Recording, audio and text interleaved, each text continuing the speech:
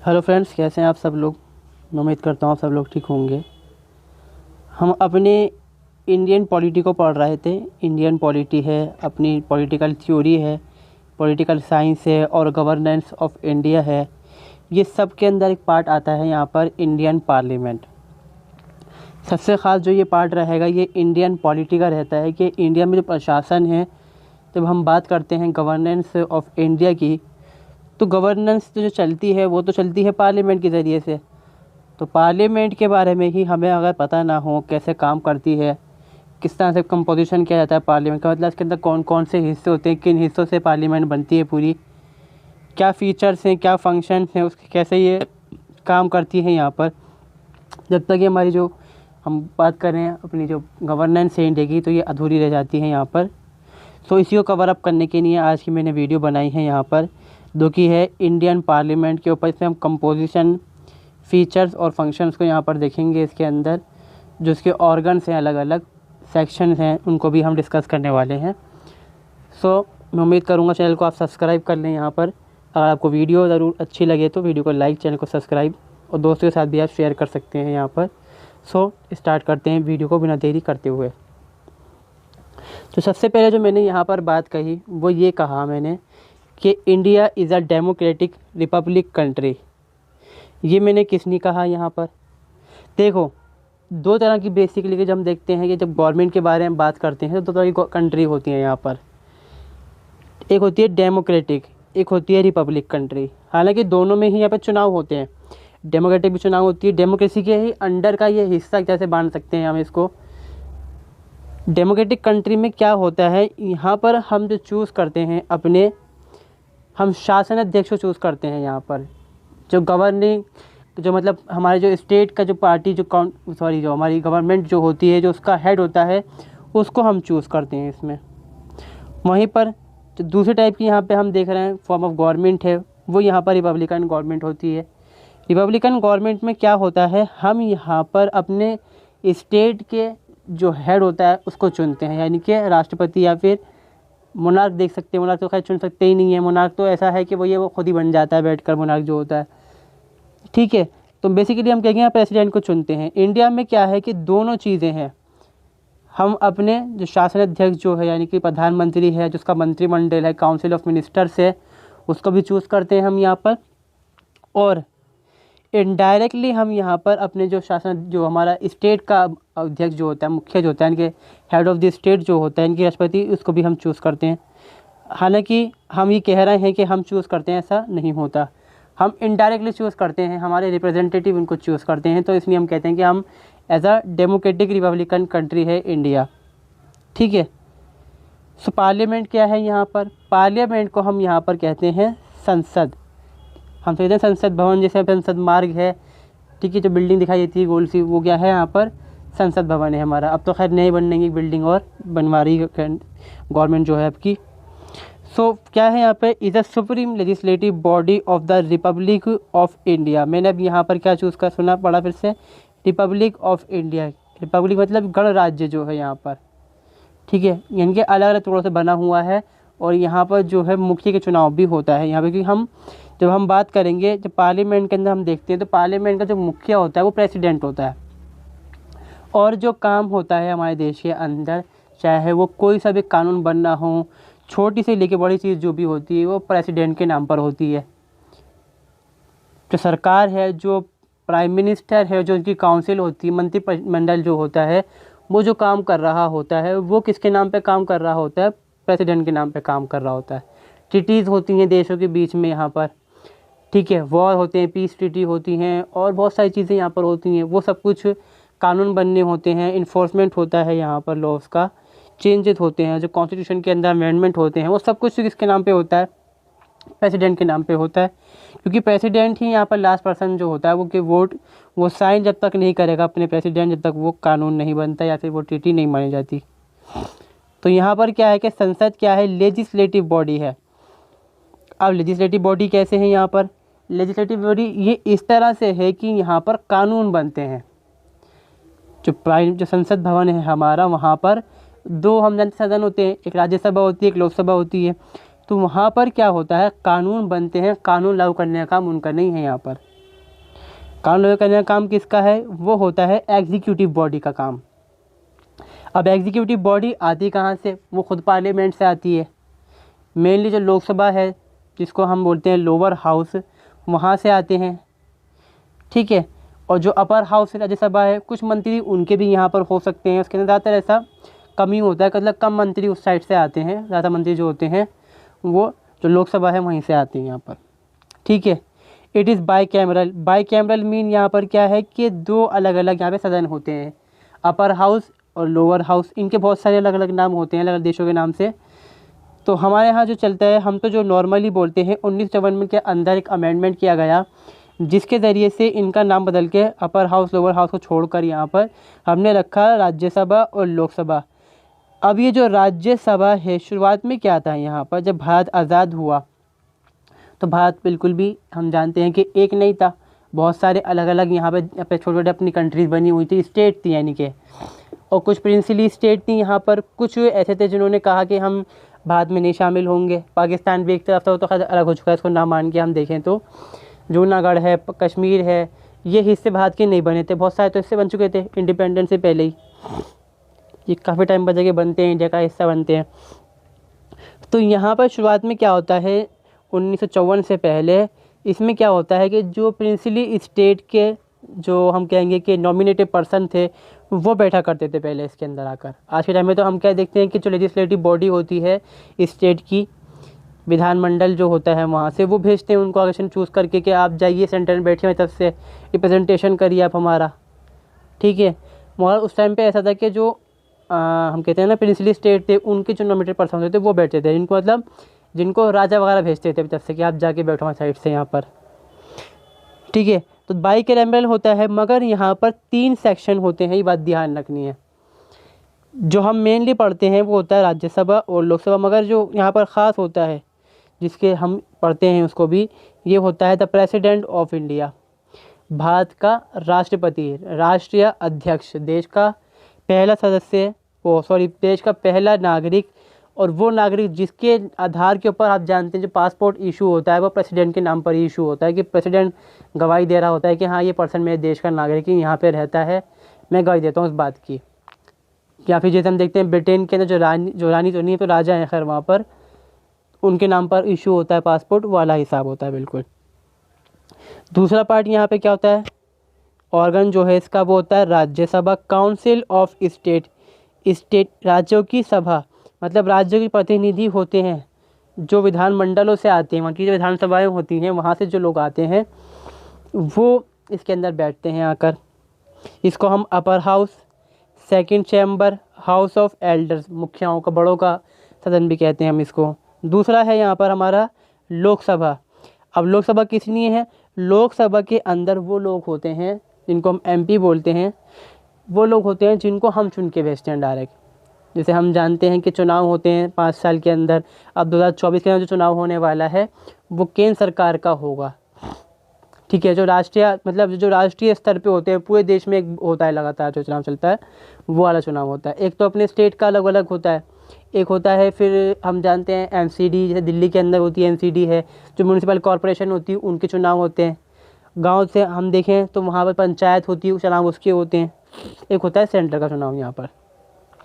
तो इसको हम बोलते हैं हाउस ऑफ पीपल या फिर हाउस ऑफ रिप्रेजेंटेटिव, ज़्यादातर बोलते हैं इसको, कि जो रिप्रेजेंटेटिव्स हैं हमारे उनका हाउस है ये, उसके अंदर लोग बैठते हैं यहाँ पर। Lower house, first chamber and popular house. अलग देशों के अंदर अलग अलग नाम होते हैं, इसलिए मैंने कभी आप पढ़ो कहीं और पर तो कन्फ्यूजन ना हो आपको, मैंने इसलिए सब नाम एकदम से लिख डाले यहाँ पर। अब आता है यहाँ पर जो फर्स्ट पार्ट है हमारा, the president of India. Bharat के जो राष्ट्रपति होती हैं इस टाइम जो हैं वो द्रौपदी मुर्मू है यहाँ पर। दूसरी महिला राष्ट्रपति यहाँ पर हैं यहाँ पर, और पहली आदिवासी है यहाँ पर भारत की राष्ट्रपति, 15वीं राष्ट्रपति हैं वो। अब आर्टिकल 50 है यहाँ पर। आर्टिकल 50 क्या है, of the constitution said that there shall be a president of India. Article 52 यानी कि 52 आर्टिकल है यहाँ का, अनुच्छेद 52 कहता है कि भारत के अंदर एक राष्ट्रपति की उपाधि, मतलब जो यहाँ पर पोस्ट होगी, यहाँ पर पद होगा, अब वो पद होगा कैसा, कैसे काम करेगा, क्या उसमें क्या होगा, वो दूसरे आर्टिकल बताते हैं। इसी के आर्टिकल 52 से लेकर आर्टिकल 76 तक ये सारा का सारा बताया गया है इसके अंदर, 52 से 56 तक ये जो बताया गया है। इसके अंदर बताया गया है कि जो राष्ट्रपति है वो कौन होगा, कैसे बने, क्वालिफिकेशन होंगी, मगर जो फंक्शंस हैं वो बताए गए हैं आर्टिकल 300 के आगे। जो आर्टिकल्स आते हैं 330-36 के आगे जो आर्टिकल आते हैं, उन आर्टिकल्स में शुरू होता है फंक्शन ऑफ प्रेसिडेंट। यहाँ पर जो उनके पावर्स होती हैं, जो काम कर सकते हैं, ठीक है।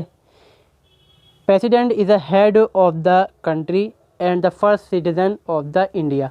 इंडिया का जो प्रेसिडेंट होगा, the president of India, he is the first citizen of India. ये भारत का पहला नागरिक होगा, ठीक है।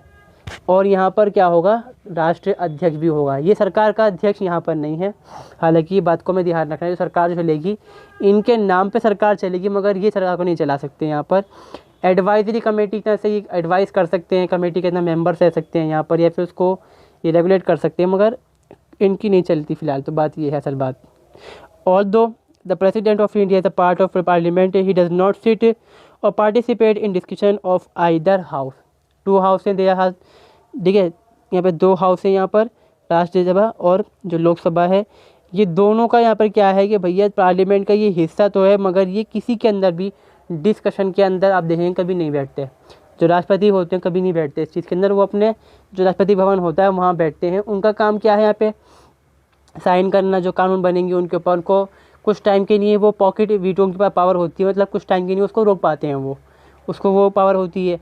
और कमांडर आर्मी के होते हैं, वो वॉर और पीसीडी को अनाउंस कर सकते हैं, मगर जो रेगुलेट काम करे, जब उस पर काम किया जाएगा उसको, वो जो है प्रधानमंत्री, उनकी जो मंत्रिपरिषद होती है, मेंबर, ठीक है, जो काउंसिल होती है यहाँ पर, वो काम करेगी इस पर। सो हम क्या देख रहे हैं कि भैया वो मुखिया तो हैं पार्लियामेंट के, वहाँ किसी में बैठेंगे नहीं। वहाँ पे जो स्पीकर्स होते हैं, चाहे वो लोकसभा के हों चाहे राज्यसभा का हो, वो उनके हेड होते हैं वहाँ पर। वो जब हम बात करेंगे यहाँ पे अपने पार्लियामेंट की, जो राज्यसभा है, लोकसभा है, उसके हम डिस्कस कर लेंगे यहाँ पर। देन हमारा यहाँ पर आता है आर्टिकल 54, अनुच्छेद 54।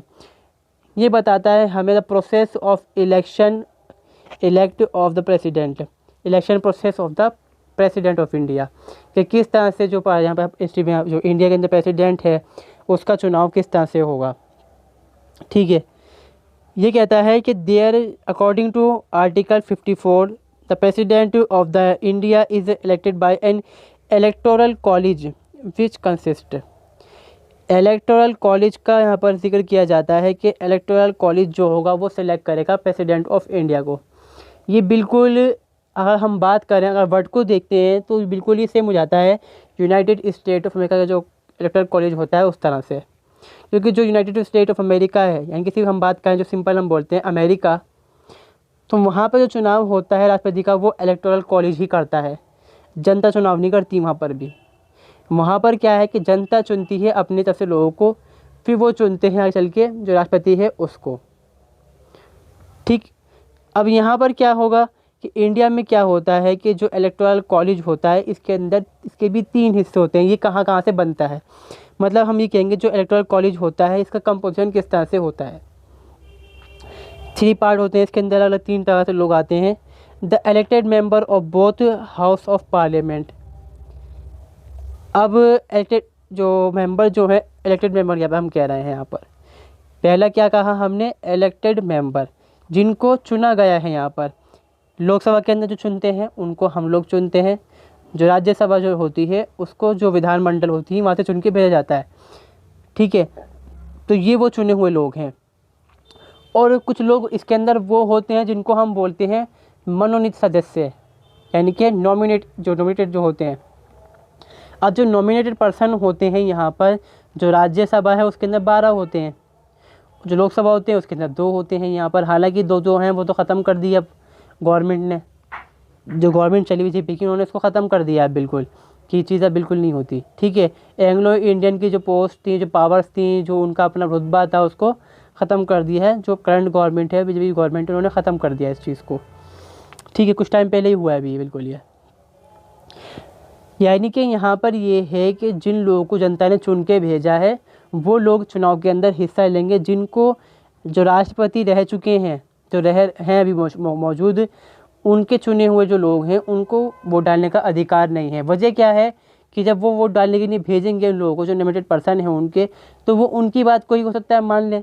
राष्ट्रपति ने कहा कि ये जो पर्सन खड़ा है, मैं इसको पसंद करता हूँ कि आप इसको चुन लो, तो होता है उसको चुन ले वो, ठीक है। दूसरा यहाँ पर जो होता है, elected member of legislative assembly of the state. Legislative assembly जो होती हैं स्टेट की, विधानसभाएं जो होती हैं, उनके जो मेंबर्स होते हैं वो वोट डालेंगे इसके अंदर। अब क्या देखने को मिल रहा है कि जो यहाँ से चुन के लोग गए इसके अंदर, वही वोट डालना है, और जो यहाँ पे लोग हैं वो भी वोट डालना है यहाँ पर, ठीक है। The elected member of legislative assembly of union territory of Delhi and Puducherry. तीसरा यहाँ पर क्या देख रहे हैं हम, जो यूनियन टेरिटरीज़ हैं, यूनियन टेरिटरी बहुत सारी हमारे देश के अंदर 6-7 हो गई यहाँ पर, 6-7 हैं यहाँ पर फ़िलहाल, अभी तो 7 पहले थी, 2 नई बनी थी, जम्मू एंड कश्मीर और लद्दाख, तो ये हमारी हो जाती है हमारी यहाँ पर 9। मगर दादरा एंड नगर हवेली और दमन एंड दीव को यहाँ पे मर्ज कर दिया गया है, तो ये हो जाती हैं 8। आज के टाइम में जो है वो 8 हैं, और 28 स्टेट हैं, पहले 29 स्टेट थे, जम्मू कश्मीर को ख़त्म कर दिया गया, इसलिए अब वो यूनियन टेरिटरी हो गई वहाँ पर। तो यूनियन टेरिटरी में कौन सी आती हैं, दिल्ली और पुडुचेरी, क्योंकि इनके पास क्या है, विधान परिषद है, यहाँ पर विधानसभा है इनकी। दिल्ली के अंदर आप जानते होंगे कि चुनाव होता है मुख्यमंत्री का, हालांकि दिल्ली जो है वो स्टेट नहीं है, फिर भी चुनाव होता है यहाँ पर। तो जो इनके जो मेंबर होंगे लेजिस्लेटिव असेंबली के, वो भी चुनाव के अंदर वोट डालेंगे। ये बात कही गई आर्टिकल 52 के अंदर कि जो इलेक्टोरल कॉलेज है वो किस तरह से बनेगा। अब चुनाव भी करेंगे किस तरह से, किस तरह चुनाव होगा, मैनर ऑफ प्रेसिडेंट इलेक्शन, कि किस तरह से चुनाव किया जाएगा। इसके अंदर ये बात की जाएगी भैया कि जो कंपोजिशन है, जो इलेक्टोरल कॉलेज है, वो किस तरह से किया जाएगा, फिर किस तरह से चुनाव के अंदर वोट डालेंगे, या जो इनके वोट की काउंटिंग है किस तरह की जाएगी, जो विनर है उसको हम अनाउंस कैसे करेंगे, वो आगे जो आर्टिकल आएंगे उसमें डिस्कस किया गया है। तो इसके अंदर हम क्या देखेंगे, सबसे पहले जो डिस्कस करने वाला पार्ट यहाँ पर है कि जो स्टेट की जो लेजिस्लेचर है वो कैसे यहाँ पर काम कर रही है, ठीक है। देखते हैं यहाँ पर हम, ठीक है। तो जो स्टेट हैं, मतलब भारत के अंदर जो 28 स्टेट हैं, 29 नहीं 28 स्टेट को मान के चलेंगे हम यहाँ पर, क्योंकि 28 ही हैं आज के टाइम में, तो ठीक है। तो उनके कुल मिलाकर यहाँ पे होते हैं 4300 MLA member of legislative assembly. इसके बारे में बात की जा रही है यहाँ पर। अब यहाँ पर क्या होता है कि जो विधानसभा होती है, विधानमंडल होती है, उसके अंदर हम उसको बोलते हैं विधानमंडल, ठीक है।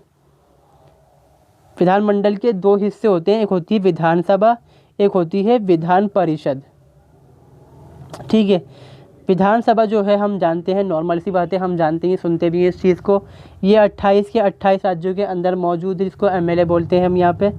विधान परिषद सिर्फ 6 राज्यों के अंदर है भारत के अंदर, ठीक है, ठीक है। अब यहाँ पर ये 6 राज्यों के जो विधान परिषद के जो मंत्री होंगे यहाँ पर, सॉरी जो MNCs होंगे, जो परिषद जो उसके मेंबर होंगे, वो वोट डालने के लिए एलिजिबल हैं ही नहीं।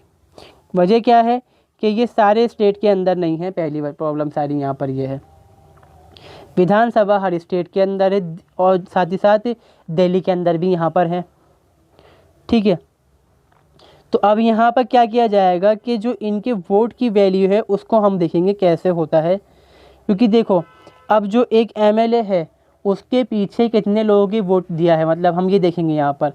अब अगर मान लें हम जो उत्तर प्रदेश है, वहाँ की जो आबादी है आज के टाइम में, जो अप्रॉक्सीमेटली मानते हैं हम, वो रहती है यहाँ पर 22 करोड़ की आबादी है उत्तर प्रदेश की अकेले की, यहाँ पर बहुत बड़ी आबादी है यहाँ पर। तो वहाँ पर क्या है कि 403 वहाँ पर MLA हैं। ये मैंने चार्ट बनाया है, आगे समझा दूंगा, मैं दिखा दूंगा इस चीज़ को भी।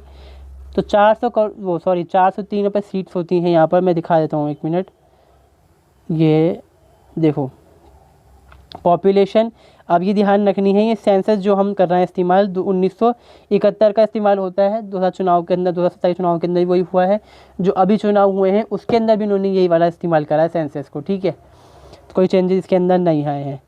तो यहाँ पर हम क्या देख रहे हैं, नंबर्स ऑफ असेंबली सीट्स, यानी कि सीधी सी बात है कि इतने एमएलए यहाँ पर होते हैं। उत्तर प्रदेश को हम लेके चल रहे हैं क्योंकि उत्तर प्रदेश की जो तादाद है ना बहुत ज़्यादा है, यहाँ पर बहुत बड़ी आबादी है उत्तर प्रदेश की अपनी। तो यहाँ पर क्या है कि भाई 403 इनके एमएलए हैं और इतनी पॉपुलेशन इसके अंदर दिखाई गई उस टाइम के अकॉर्डिंग। आज के टाइम में हम कह रहे हैं 22 करोड़ है यहाँ पर फिलहाल। अगर इसको भी हम मान के लेके चल रहे हैं तो हम किस तरह से इसका निकालते हैं हिसाब कि टोटल पॉपुलेशन ऑफ स्टेट यहाँ पे 83 दिखा रहे हैं, ठीक है, लाख हम करोड़ में, सॉरी 83 लाख दिखा रहे हैं हम यहाँ पर, 8,30,000 कुछ दिखाया जाए इसके अंदर। ये है 8,38,000, बड़ा लंबा नंबर है भैया, ठीक है। अब यहाँ पर है, फिर हम यहाँ पे क्या कर रहे हैं, total number of elected member of the state legislative assembly. इसको हमने ऊपर लिखा कितने मेंबर यहाँ पर हमारे पास पार्लियामेंट में है, वो सॉरी जो विधानसभा है उसके अंदर है। फिर हम नीचे क्या करा, उसको भाग कर दिया कि कितने यहाँ पर एमएलए होते हैं यहाँ पर, ठीक है। फिर उसको हम क्या करेंगे भैया, 1/1000 से उसको गुणा कर देंगे। जो इसका निकल कर आता है वो एक एमएलए की वोटिंग की जो मतलब जो वोट की वैल्यू है वो यहाँ पर होगी। मतलब अगर एक एमएलए ने वोट दिया है तो उसके पीछे हाथ इतने लोगों का होगा, इसको हम इस तरह से कह सकते हैं सिंपल वर्ड में हम कहें तो। मतलब एक एमएलए ने अगर मान लो वोट दिया तो उसके पीछे 1000 लोगों की पावर है, मतलब 1000 लोगों ने उसको चुन के भेजा है तो वो 1000 वोट का हिसाब इस्तेमाल कर रहा है वो यहाँ पर। वहीं पर अगर हम सिक्किम जैसे स्टेट को देखें, क्योंकि हम इसका ही कंपेरिजन करते हैं यहाँ पे ख़ास तौर पे, सिक्किम और जो बिहार उत्तर प्रदेश है उसका हम कंपेरिजन ज़्यादा करते हैं यहाँ पर। सिक्किम देखो कहाँ पर है, सिक्किम सॉरी आसाम, सिक्किम है, सिक्किम कहाँ मिल ही नहीं रहा, सिक्किम एक मिनट, सॉरी ये मिल गया सिक्किम। सिक्किम के अंदर सबसे कम यहाँ पर जो सीट्स हैं वो हैं 32 यहाँ पर एमएलए होती हैं, 32 यहाँ पर सीट्स हैं उनकी मेंबर ऑफ पार्लियामेंट्स की, ठीक है, असेंबली सीट्स यहाँ पर होती हैं। कम से कम इतनी आबादी इनकी, बहुत कम आबादी आती है यहाँ पर, ठीक है, 2 लाख कुछ आबादी है इनकी। अब बचती क्या है यहाँ पर, तो एक जो एमएलए यहाँ पर होगा उसकी पावर यहाँ पर क्या है कि 7 है, मतलब उसके पीछे इतने लोगों का हाथ होगा, इतने 7,000 लोग इनके लोगों का पीछे, ये उसकी वोट की वैल्यू होगी यहाँ पर। अब यहाँ पर क्या है कि जो ये क्या होता है, इससे जिस स्टेट के अंदर ज़्यादा लोगों की आबादी है उस स्टेट के जो लोग हैं उसके जो एमएलए होंगे उसकी वोट की पावर बढ़ जाएगी बहुत ज़्यादा। यही जो सबसे बेकार बात लगती है मुझे, वो लगती है मुझे यही बात सबसे ज़्यादा बेकार लगती है इसके अंदर कि एक स्टेट है जिसकी आबादी कम है, अब उसके अंदर तो उसकी गलती है नहीं। अगर हम देखें जो साउथ इंडिया के जो स्टेट हैं उनकी आबादी कम है और वो इसमें योगदान भी करते हैं कि भाई कम आबादी वाली रहे, कि जिसकी तरक्की आसानी से हो पाए और जो गरीबी है वो बढ़ ना पाए। कम आबादी का मतलब कम अपॉर्चुनिटीज़ हैं जॉब की, तो हम इसको कंट्रोल करें चीज़ को। एक तो पे अगर हम देखें वहीं पर दूसरी तरफ क्या होता है कि साउथ जो नॉर्थ में है यहाँ पे जो स्टेट हो उनकी आबादी बहुत ज़्यादा, चाहे छोटे स्टेट हों, बिहार हो, मध्य उत्तर प्रदेश हो, इनकी आबादी बहुत ज़्यादा है यहाँ पर। अलग अकेले 22 करोड़ आबादी है देखो। सो इसमें छोड़िए फ़िलहाल यहाँ पर। तो यहाँ पर ये है कि भैया इस तरह से निकलती है वोट की वैल्यू। उस वैल्यू को निकाल कर हम यहाँ पे क्या देखते हैं, ये भी मैंने यहीं पर दिखा दिया है आपको। ये चुनाव आयोग की तरफ से दिया गया चार्ट है, मैंने इसको डाउनलोड करा है। तो इसमें क्या बताया गया है कि टोटल नंबर ऑफ़ इलेक्टर्स, कितने लोग जो हैं इलेक्ट करने वाले हैं प्रेसिडेंट को। एमपी को देखो हमने 776 होते हैं, 776 यहाँ पर क्या है, 543 ये वाले हैं, 233 इनको मिला के बनते हैं यहाँ पर 776। अब एमएलए जो हैं जितने भी सारे देश के अंदर हमने देखा कि भैया मेंबर ऑफ़ पार्लियामेंट होंगे, sorry member of legislative assembly हैं दिल्ली और जो पौंडीचेरी है उसको मिलाकर ये हो जाते हैं 4,300, 4,033 सबको मिला के निकलते हैं यहाँ पर 4,809 यहाँ पर इलेक्टर्स हैं, यानी कि इतने यहाँ पर वोट डलेंगे प्रेसिडेंट के लिए, वोट देने वाले लोग इतने होंगे। सीधी सी बात को यहाँ पर यही मान लेते हैं। अब दूसरी चीज़ यहाँ पर देखते हैं, जो पार्लियामेंट है एक सिस्टम बनाया गया है कि जो राज्यसभा है और जो लोकसभा है इनके यहाँ पर क्या हो कि भैया वोट की वैल्यू सेम रहे यहाँ पर, चाहे जो एमएलए है चाहे जो एमपी है उसकी वोट की वैल्यू को सेम रखा जाए, ताकि ये जो रिप्रेजेंटेशन है सही तरीके से हो पाए।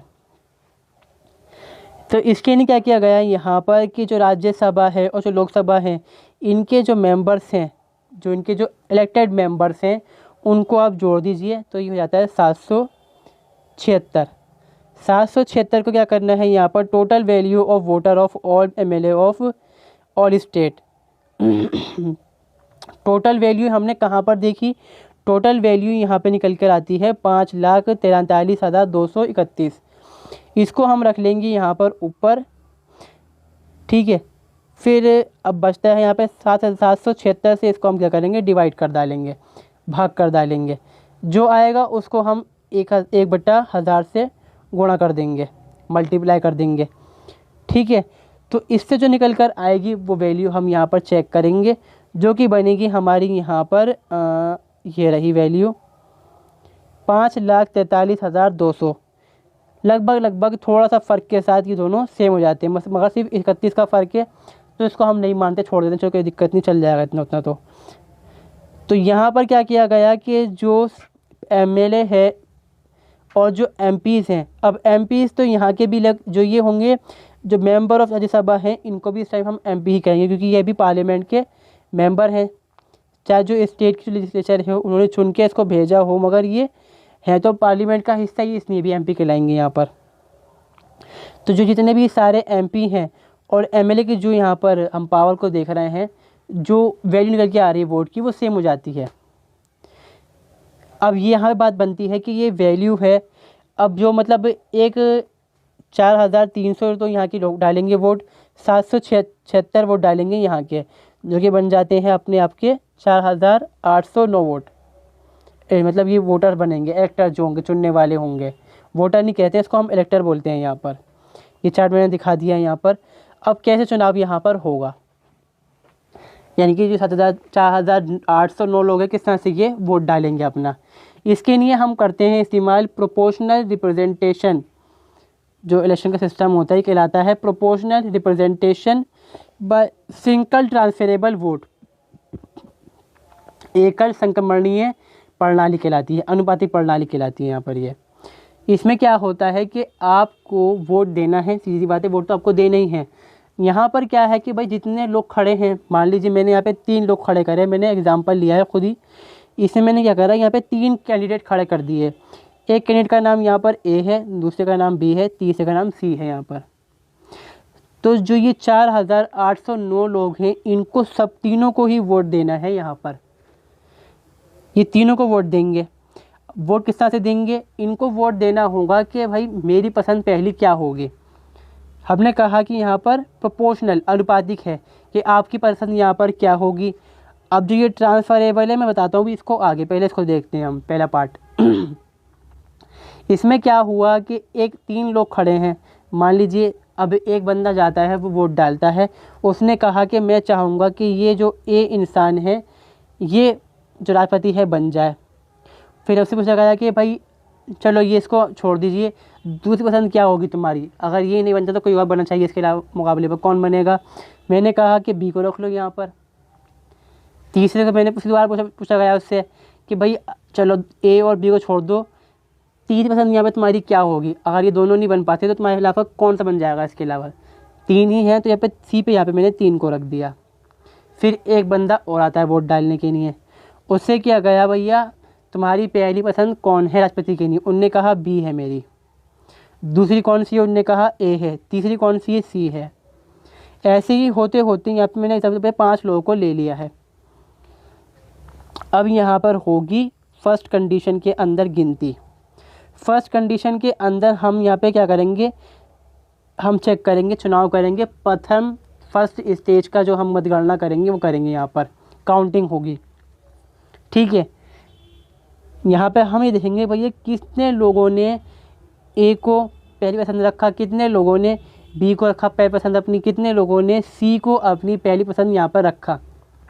सिंपल गिनती लगा लेंगे हम, बस यहाँ पे निकल जाएगा 1 2 3। ए को रखा 3 लोगों ने, बी को रखा 1 ने और सी को रखा 1 ने। तो अब बात निकल के यहाँ पर ये आती है कितने लोगों ने पसंद करा, सबसे ज़्यादा लोगों ने किसको पसंद यहाँ पे करा, तो वो आ गया ए। तो ए चुनाव जीत जाएगा और बन जाएगा राष्ट्रपति यहाँ पर, ठीक है, ये सिस्टम क्या कहलाता है यहाँ पर, प्रोपोर्शनल रिप्रेजेंटेशन के अनुपात के अंदर आपने सबको वोट दे डाला कि भैया मेरी पसंद पहली ये है, दूसरी पसंद मेरी याली है, तीसरी पसंद मेरी याली है। मतलब क्या हुआ कि सबको वोट भी मिल गया और सब ने वोट भी दे दिया। अब इसके अंदर इसने किया गया है कि यहाँ पर जो ज़्यादा वोट जीतने वाला इंसान होता है, हमारे देश में क्या होता है कि 100 वोटें हैं, मतलब 100 यहाँ पर क्या है कि वोट मिलने हैं लोगों को, ठीक है। अब क्या होता है कि एक को मिल गए 30, दूसरे को मिल गए 30, एक को मिल गए 40। अब जो यहाँ पर ये है 40 वाला, इसको परसेंटेज मिली है वो 60 के मुकाबले दोनों के मिला के देखते हैं तो 60 वोट इसको नहीं मिले, 40 वोट मिले हैं। मगर यहाँ पे क्या हुआ, जो कि 60 वोटें ये बढ़ गए। तो इससे क्या होता है कि भाई नुकसान होता है एक तरह से वोट का, अगर कहें तो हम देखें तो प्रैक्टिकली तो देखते हैं तो नुकसान ही है यहाँ पर, कि जो कम वोट पाने वाला इंसान है वो फिर भी जीत गया, क्योंकि वोट क्या है बढ़ गए थे यहाँ पर। तो इसमें वो कंडीशन आती ही नहीं कि वोट बढ़े यहाँ पर, ठीक है। दूसरा यहाँ पे क्या होता है कि जो डोमिनेटिव पार्टी होती है, जो पार्टी ख़ास तौर पे जो लोकसभा राज्यसभा के अंदर होती है और स्टेट के अंदर भी अगर वो पार्टी हो सकती है, हालांकि इस बीजेपी है आज के टाइम में, तो जो लोकसभा है उसका दबदबा वहाँ पर भी है, जो राज्यसभा है वहाँ पर भी काफ़ी हद तक उनका अपना दबदबा है, ठीक है। अब जो राज्यसभा जो है वो कहाँ से आ रही है, जो स्टेट की असेंबलीज़ हैं वहाँ से आ रही है, ठीक है, जो विधानसभा है वहाँ से आ रही है। तो यहाँ पर बीजेपी का दबदबा ख़ास तौर पे रहेगा इसके अंदर। इसको ख़त्म करने के लिए सिस्टम का इस्तेमाल किया गया, मगर हालांकि करा गया, मगर प्रैक्टिकली ऐसा नहीं हो पाता फिर भी, क्योंकि आप देखो कि जो लोकसभा के मेंबर हैं वो अगर किसी एक पार्टी से आ रहे हैं और वही लोग, कुछ लोग उसके मतलब कुछ उस पार्टी के सेम लोग जो राज्यसभा है वहाँ पर भी हैं और जो स्टेट की विधानसभा है वहाँ पर भी हैं, तो वो वोट डालेंगे उसी पर्सन को जिसको पार्टी चूज़ करेगी कि हाँ भाई इसको वोट डालना है। और अक्सर होता भी ऐसा ही है कि कई पार्टी, जैसे देखो आप, जो द्रौपदी मुर्मू हैं उनको बीजेपी ने खड़ा करा, कांग्रेस ने अपना दूसरा कैंडिडेट खड़ा कर दिया, कांग्रेस का यहाँ पे जो हिस्सा है वो कम है तो कांग्रेस हार गई, सीधी बात है यहाँ पर। बीजेपी जो यहाँ पे जीत गई वो, ठीक है, मतलब इफेक्ट पड़ गया, प्रैक्टिकली देखें तो इफेक्ट पड़ चुका इसका। फिलहाल देखते हैं हम यहाँ पे अपनी दूसरी कंडीशन। अब यहाँ पे बताने वाली है सिंगल ट्रांसफरेबल वोट के बारे में, समझा देता हूँ मैं अभी इस चीज़ को भी। रोड़ गया सारा।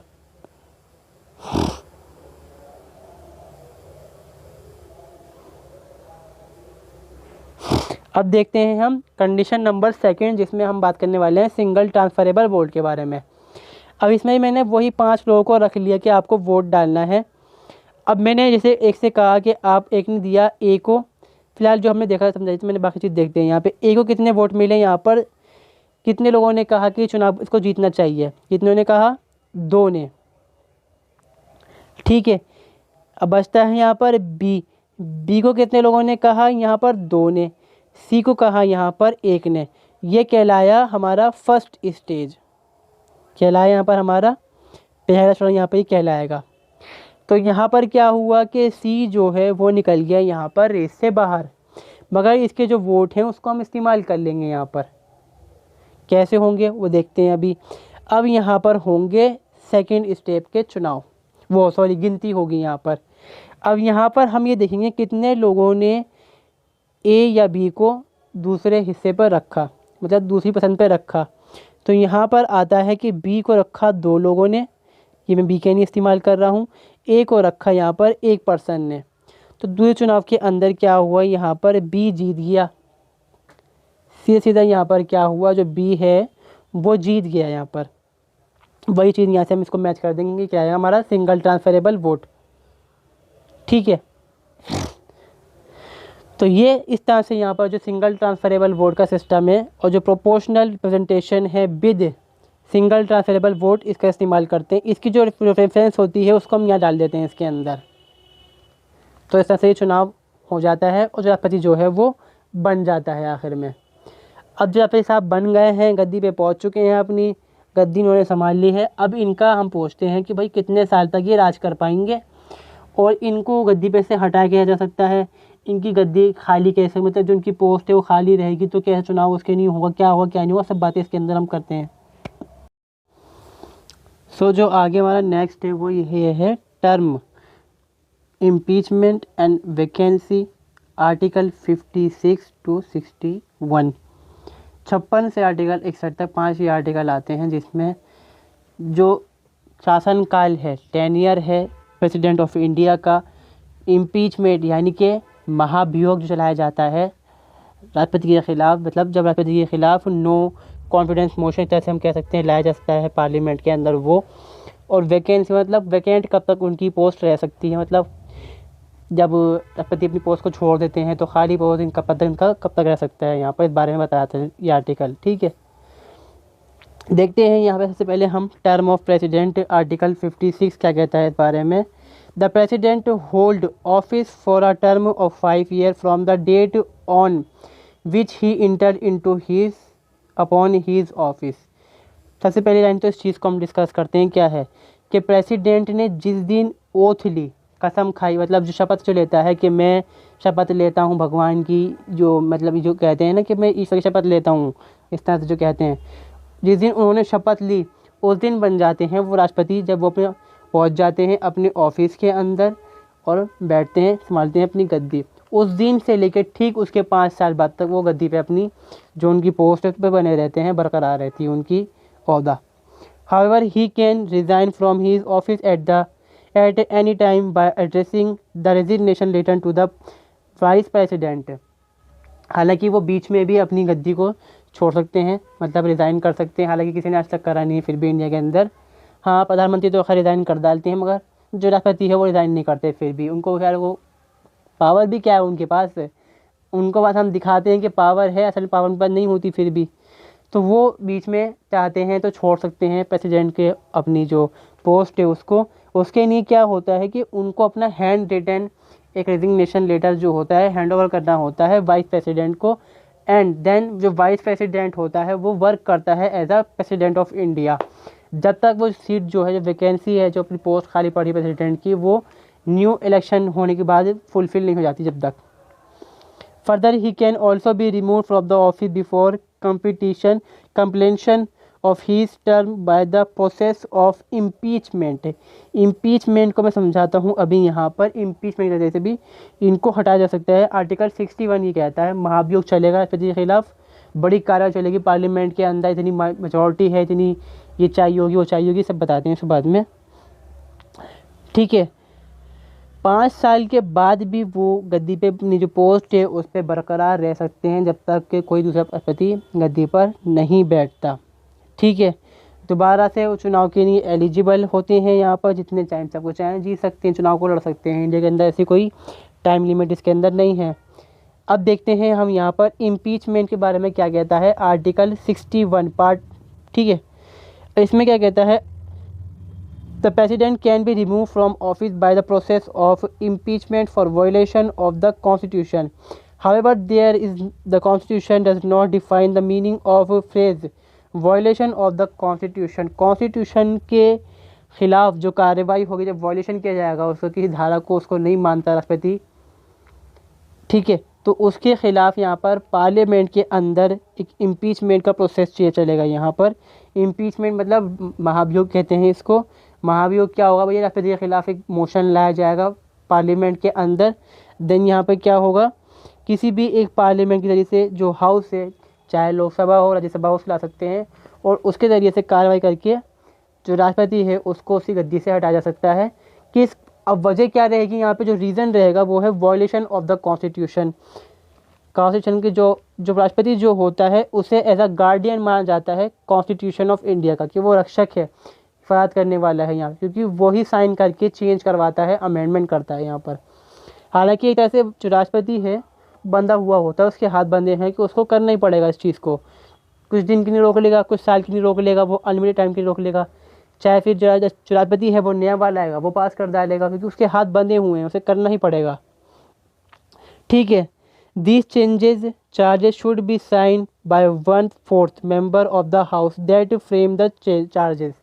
अब इसमें क्या कहा गया, 1/4, जैसे कि हमने कहा कि 545 लोग होते हैं कि, तो इसका यहाँ पर जो 1/4 होगा उसको हमें यहाँ पर से करना पड़ेगा क्या, इसका मतलब 45% जो चौथाई जो होगा, 20% जो हिस्सा निकल कर आता है उसको इस पर साइन करने पड़ेंगे, 25% हिस्से को मानना पड़ेगा, मतलब वो इतने लोग इसको मानेंगे यहाँ पर। ठीक है, अभी मैं देख के बताता हूँ कितना बनता है, 1 मिनट।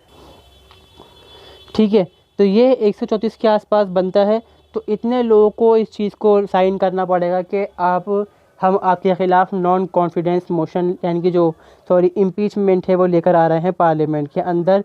और उनको 14 दिन पहले इसके लिए उनको नोटिस देना पड़ेगा प्रेसिडेंट ऑफ इंडिया को। ठीक है। अब कितने लोग इसको पास करेंगे? 1/3 मेजॉरिटी जो होगी मेंबर ऑफ दैट हाउस, उस हाउस के अंदर, मान लीजिए राज्यसभा लोकसभा है, मैंने इसका एग्जांपल लिया है 5 जो सीट में ली हैं, उसके अंदर से क्या हुआ कि 1/3 को पास करना पड़ेगा यहाँ पर। तो 5 के 3 हिस्से कर लीजिए, जो उसका दूसरा हिस्सा बनता है, वो उतने लोगों को यहाँ पे इसको पास करना पड़ेगा। ठीक है।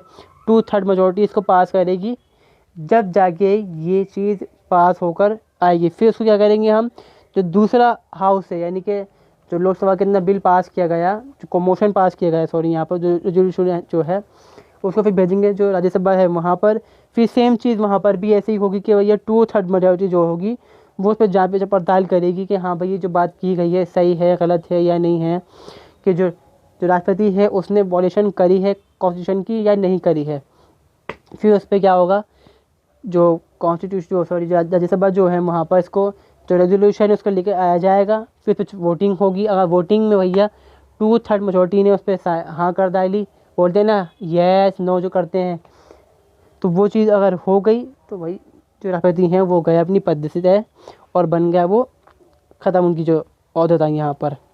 इसको हम कहते हैं यहाँ पर कि जुडिशियल प्रोसेस है पार्लियामेंट का, कि पार्लियामेंट जो है जहाँ से वो जज का काम करती है यहाँ पर। ठीक है। अब यहाँ पर क्या होता है, इन दिन costing 2 things should be noted. हमें 2 चीज़ें ध्यान रखने की ज़रूरत है इस कॉन्टेक्स्ट के अंदर। The nominated member of either house of parliament can participate in impeachment of the president though they did not participate in his election.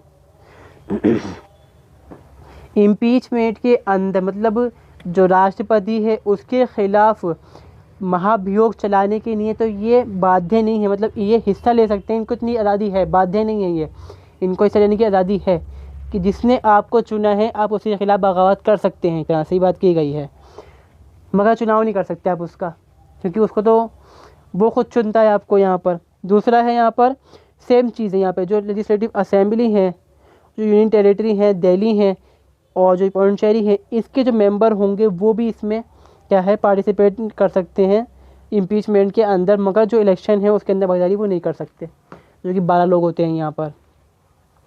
ठीक है।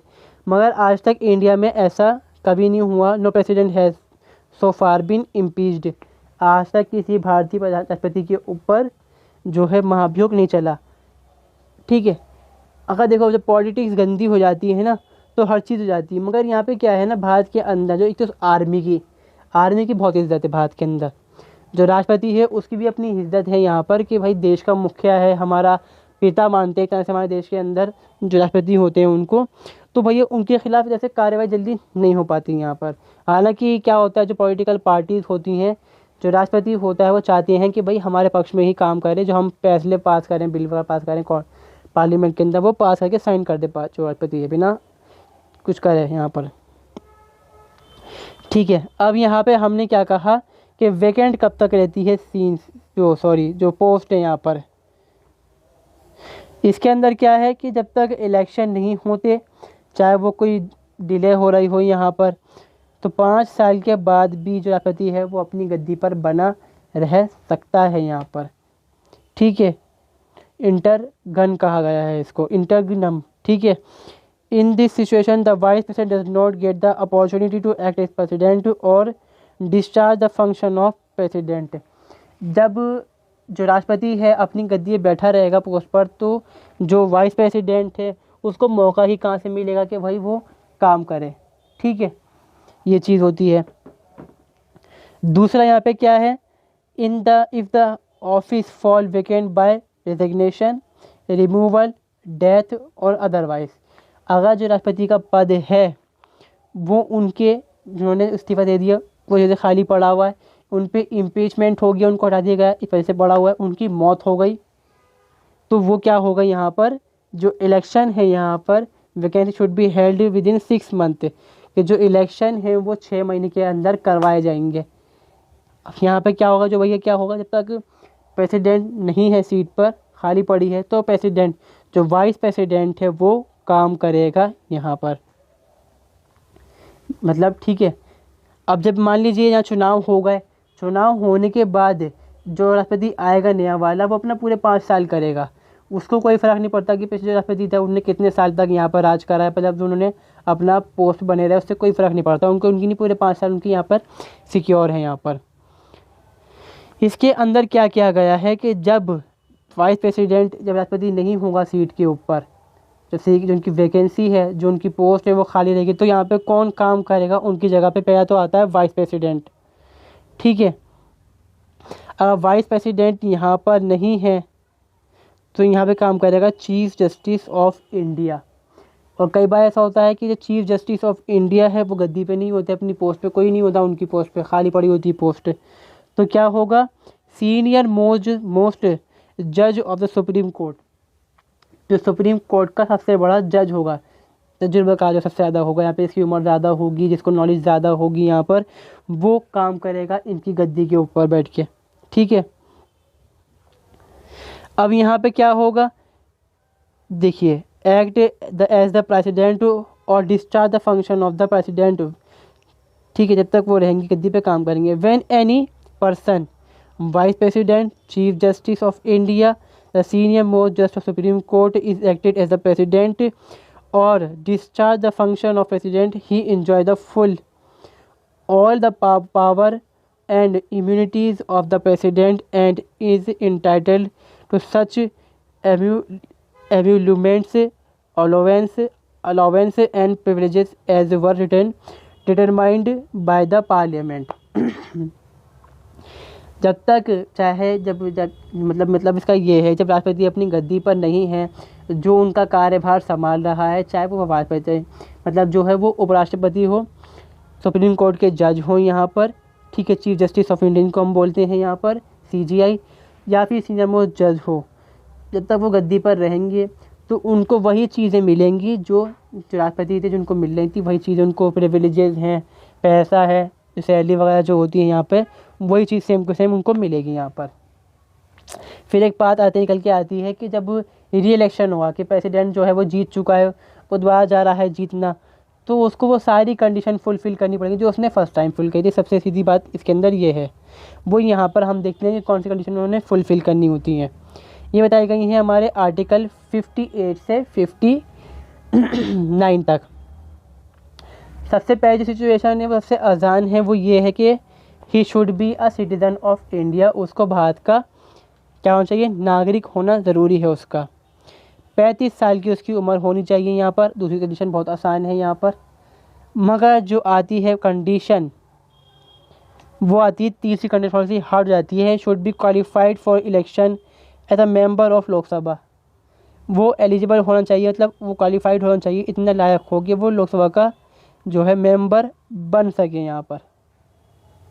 तीसरा है, चौथा पॉइंट यहाँ पे क्या है? उसके पास कोई सा भी ऑफिस ऑफ प्रॉफिट नहीं होना चाहिए। ऑफिस प्रॉफिट मतलब यहाँ पर सरकारी नौकरी उसके पास नहीं होनी चाहिए, चाहे वो यूनियन गवर्नमेंट, सेंट्रल गवर्नमेंट की हो, स्टेट गवर्नमेंट की हो, लोकल अथॉरिटी की हो, या फिर कोई पब्लिक अथॉरिटी हो, मतलब सरकारी जो कंपनीज होती हैं उनके अंदर उसको नहीं होना चाहिए यहाँ पर। अगर है तो वो छोड़ सकता है, उसको छोड़ दे नौकरी को अपनी यहाँ पर। दूसरी चीज़ यहाँ पर क्या की गई है भैया, ये सब कंडीशन आपने फुलफ़िल कर ली, मान लीजिए आपने कर ली, ये इतनी मुश्किल नहीं है। अब जो ये कंडीशन आती हैं यही सबसे मुश्किल हैं, बाकी के देखते हैं। The nomination of a candidate for election of the office of post of president must be subscribed by at least 50 electors as proposer and electors as 50 electors as seconders। इसमें क्या कहा गया है कि जब कैंडिडेट कोई है चुनाव के लिए, वो खुद जगह नहीं बोल सकते। जैसे हम देखते हैं पार्लियामेंट के जो इलेक्शन होते हैं, मैंने कहा कि भैया मुझे खड़ा होना है, मुझे फ़र्क नहीं पड़ता किसी पार्टी से भी खड़ा नहीं होऊंगा, मैं निर्दल खड़ा हो रहा हूँ, अकेले खुद चुनाव लड़ने वाला हूँ मैं, कोई दिक्कत, चुनाव लड़ लो जी, कोई दिक्कत, इसमें कोई परेशानी नहीं है। मगर जो इलेक्शन है प्रेसिडेंट का, उसमें ऐसा नहीं है, उसका हिसाब बिल्कुल अलग तरह का। कैसा है यहाँ पर कि 50 जो MLA हों या MP हों, सॉरी MLA कह रहा हूँ मैं, MP जो होते हैं, चाहे वो मेंबर ऑफ पार्लियामेंट, जो लोकसभा हो चाहे वो मेंबर हो राज्यसभा हो, 50 लोग होने चाहिए जो उसके बात को प्रस्तावित करें यहाँ पर, जिसको हम कहते हैं प्रोपोज़र। प्रस्ताव करने हैं मतलब 50 लोग साइन करके दे डालें कि हाँ जी हम चाहते हैं ये चुनाव में खड़े हों प्रेसिडेंट के। ये कह दिए पहली कंडीशन इसके अंदर ये है। दूसरी कंडीशन इससे मुश्किल है, वो क्या है यहाँ पर 50 लोग इनके अलावा और होने चाहिए, मतलब 100 लोग होने चाहिए कुल मिला के। ये 50 तो वो हैं जो प्रस्तावित कर रहे हैं कि हम नाम दे रहे हैं कि ये चुनाव लड़ेंगे, 50 लोग वो होने चाहिए जो सपोर्ट करेंगे यहाँ पे, जो अनुमोदित कर रहे हैं कि हाँ हम मान रहे हैं इस चीज़ को कि ये चुनाव लड़ने लायक। मतलब 100 लोग तो इनके पास सपोर्ट में पहले से आ गए। जब इतने 100 लोग आप इकट्ठे कर लेंगे, आपको क्या करना है भैया, जाइए चुनाव के अंदर भाग ले लीजिए। आसान है फिर यहाँ से 15,000 रुपये आपको रिजर्व बैंक ऑफ इंडिया के अंदर देने पड़ेंगे, ठीक है। और बाकी कंडीशन यहाँ पर ये है कि वो दिवालिया ना हो। अगर आप 15,000 रुपये दे रहे हैं तो आप दिवालिया नहीं होंगे, सीधी कंडीशन यहाँ पर ये आती है। क्योंकि दिवालिया इंसान अगर कोई चुनाव लड़ेगा वो तो परेशान रहेगा, भैया पहले मैं अपना गला भर लूँ बाद में जिसका काम करूँगा, पहले अपनी जो परेशानियों को दूर कर लूँ मैं यहाँ पर। तो वो चुनाव नहीं लड़ सकता, पागल भी लड़ सकता नहीं है, किसी की मेंटल कंडीशन ठीक ना हो चुनाव नहीं लड़ सकता वो यहाँ पर, ठीक है। अब इससे पहले क्या देखते हैं, 1997 से पहले प्रपोजर और जो सेकेंडर्स थे, मतलब जो अनुमोदित करते हैं प्रस्तावित करते हैं नाम को, वो कितने थे, 10 थे, ठीक है। यानी कि जो प्रस्तावित करने वाले लोग हैं वो 10 होंगे, जो अनुमोदित करने वाले लोग हैं वो 10 होंगे, 20 लोग को मिला के। अब कितने हैं, 100 लोग। अब ये 100 लोगों में क्या है यहाँ पर मैं समझाता हूँ इस चीज़ और आपको, कि 100 लोगों में ज़रूरी नहीं है कि 50 जो होंगे वो लोकसभा से ही हैं, 50 जो दूसरे हैं जो सपोर्ट कर रहे हैं पीछे जाकर लोकसभा से ही हों, वो ऐसा नहीं है। 50 हो सकता है आपके पास जो राज्यसभा के लोग हैं वहाँ से हों, 50 जो हैं जो लोकसभा है वहाँ से हों। 100 आपने ऐसे पूरे कर लिए। अब ऐसा हो सकता है कि जो फर्स्ट यहाँ पर है इलेक्टर एज प्रपोजर, जिनको हमने कहा यहाँ पर, इसमें से हो सकता है 30 जो है जो राज्यसभा है वो वहाँ से हैं और 20 जो हैं वो लोकसभा से हैं। और जो सेकेंडर्स हैं, ठीक है, हो सकता है 30 जो हैं वो लोकसभा से हैं और 20 जो हैं जो राज्यसभा है वहाँ से हैं। इससे कोई फ़र्क नहीं पड़ता, मगर सिर्फ लोग जो 100 लोग होने चाहिए सपोर्ट पे होंगे आपके पास, सीधा मतलब है इसका यहाँ पर ये। अब देखते हैं हम यहाँ पर ओथ और affirmation bye the president, article 60, article number 60। इसमें क्या कहते हैं कि भाई जब भी कोई प्रेसिडेंट जो पद का ओहदा संभालते, कोई भी आदमी प्रेसिडेंट के पद का ओहदा संभालता है, उससे पहले उसको एक प्रतिज्ञा लेनी पड़ती है, यहाँ पे शपथ लेनी पड़ती है। जैसे आप जानते होंगे मैं ईश्वर की शपथ लेता हूँ, साक्षी की शपथ लेता हूँ, जो चलती है वो यहाँ पर इनको लेनी होती है, कंपलसरी होती है यहाँ पर। जब तक वो शपथ नहीं लेंगे तब तक वो यहाँ पर जो ऑफिस है उसमें जाके बैठ सकते नहीं हैं, उनके कोई पास ओहदा नहीं है यहाँ पर। चुनाव जीत से क्या फ़र्क पड़ रहा है जब उन्होंने ओहदा कसम नहीं खाई तो। जैसे कि यहाँ पे क्या है, make and subscribe the presence of chief justice of India और the on his absence the senior most जज of supreme court available an oath और affirmation in following form that to say. जैसे कि आप चैनल को subscribe करते हैं ना, हमारे आने का चैनल सब्सक्राइब कर लो, अभी मौका है फिर से अब। तो इसमें क्या है कि भैया उनको एक कसम खानी पड़ती है, उस चीज़ को मानना पड़ता है, ठीक है, अपने आपको उसमें ढालना पड़ता है चांस से। मतलब इसमें क्या होगा, यहाँ पर क्या होता है, सुप्रीम कोर्ट का जज जो होता है वो कसम खिलाता है इनको, यानी शपथ दिलाता है यहाँ पर। और जो सुप्रीम कोर्ट के जब बनते हैं जज, चीफ जस्टिस जो बनता है उसको ये शपथ दिलाते हैं जो राष्ट्रपति होते हैं यहाँ पर। हाई कोर्ट के जज जो होते हैं उनको दिलाने वाले कौन होते हैं, ये होते हैं हमारे जो राष्ट्रपति साहब होते हैं, उनका काम होता है ये। अगर सुप्रीम कोर्ट के अंदर CGI नहीं है तो जो जो सीनियर मोस्ट जज हैं यहाँ पर, उनका काम ये होता है कि वो इनको शपथ दिलाएंगे यहाँ पर, जिसमें ही कहते हैं मैं I do swear in the name of God solemnly affirm that I will faithfully execute the office of president or discharge the function of president of India and will to best my abilities preserve, protect and defend the constitution and the law, and that I will devote myself to service and well-being of the people of India। ये कहते हैं मैं कसम खाता हूँ ईश्वर की साक्षी माने कसम खाता हूँ कि भाई जो मैं देश है और जो ये पद है ऑफिस प्रेसिडेंट का, मैं इसके लिए अपनी जो एबिलिटीज़ हैं, जितनी मेरे पास क्षमताएँ हैं उसके हिसाब से काम करूँगा, जो कॉन्स्टिट्यूशन है उसकी रक्षा करूँगा, और जो देश के नागरिक हैं उन भलाई के लिए भी मैं काम करूँगा। यहाँ पर ही कसम खाई जाती है सीधी सी, ठीक है। अब आती हैं यहाँ पर power of the president of India. President की पावर्स यहाँ पर क्या होती हैं, तो कई हिस्से हैं पावर की यहाँ पर। लेजिस्लेटिव है, एग्जीक्यूटिव है, जुडिशियल है, मिलिट्री है, यहाँ पर फाइनेंस है और डिप्लोमेटिक भी होती हैं इनकी पावर। तो ये बहुत सारी पावर्स की यहाँ पर फॉर्म होती हैं। तो फर्स्ट फॉर्म यहाँ पर आती है legislative power of the president of India. The majority duty of the president of India is to protect the constitution of India. सबसे पहली ड्यूटी यहाँ पर क्या है इनकी, क्योंकि कि जो कॉन्स्टिट्यूशन है उसको प्रोटेक्ट करना। अब इसका मतलब ये नहीं है जो किताब है कॉन्स्टिट्यूशन की उसके बाहर खड़ जाएंगी बंदूक लेके इसकी हिफाजत करेंगे, इसका मतलब ये नहीं है बिल्कुल भी।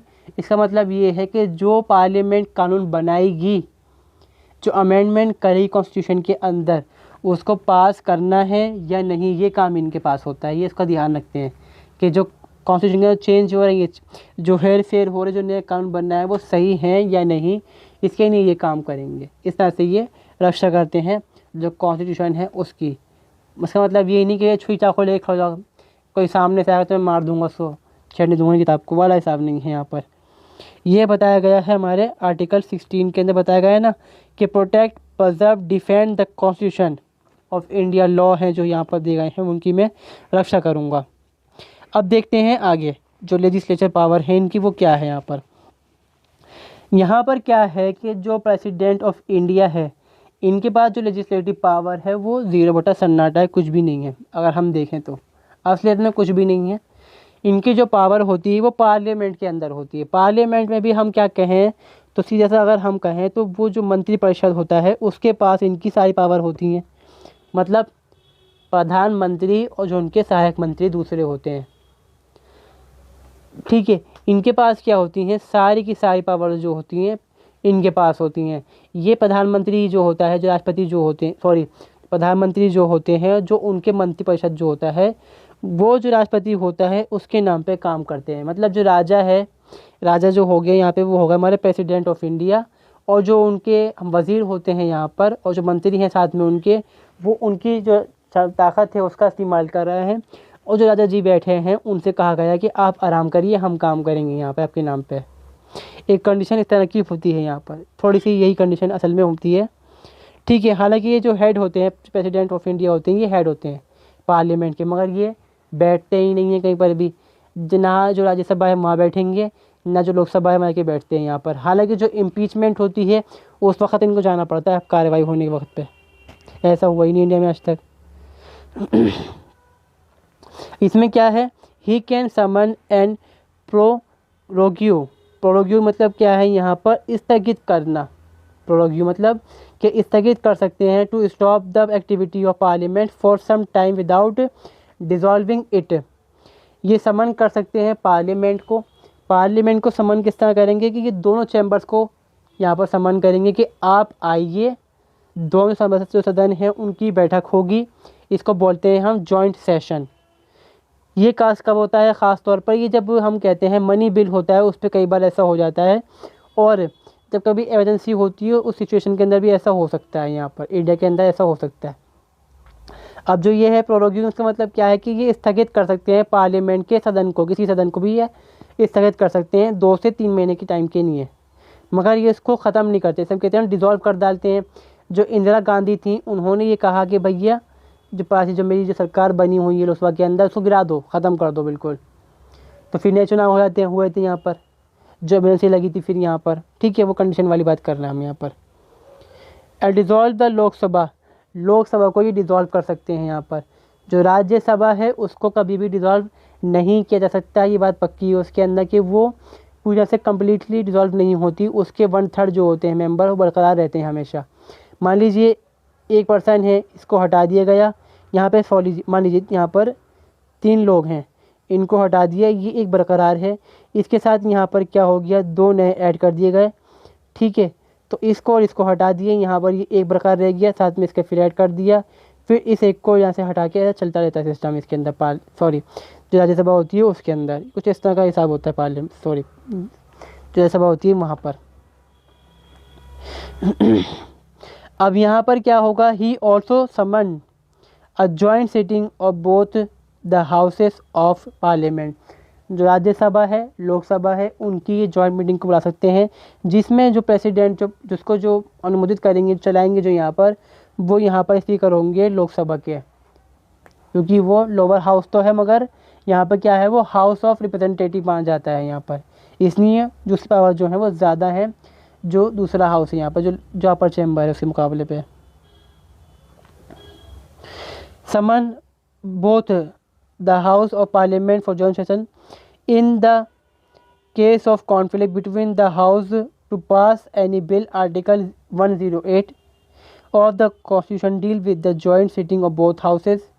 In the joint session, the Speaker presides over the session and quorum is 1/10 of the total number of member of the house.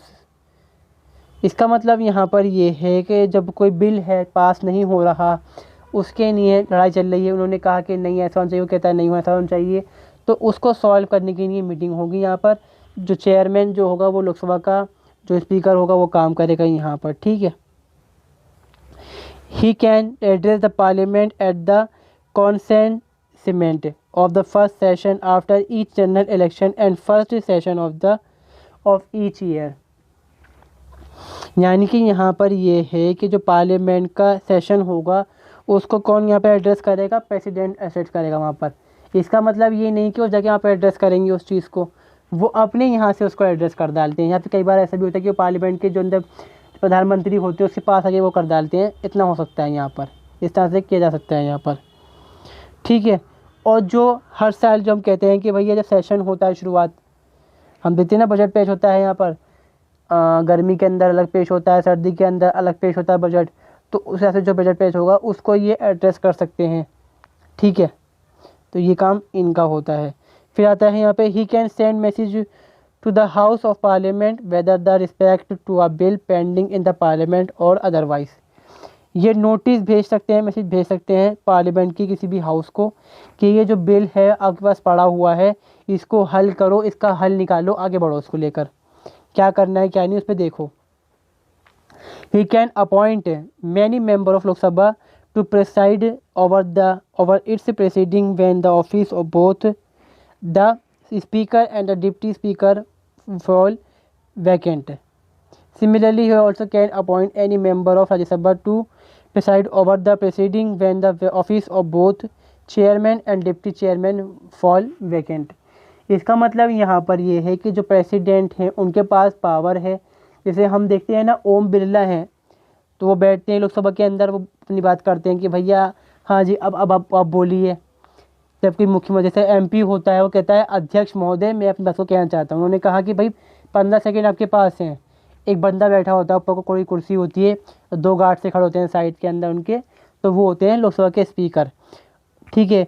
जो राज्यसभा होता है वहाँ पर चेयरमैन कहलाता है यही पर्सन। तो चेयरमैन यहाँ पर जो होगा, डिप्टी चेयरमैन भी होते हैं यहाँ पर, उनका काम वही होता है कि वो स्पीकर बैठते हैं और जो ये एमएलए एमपी होते हैं इनको मौका देते हैं कि आप अपनी बात को कहिए, ठीक है।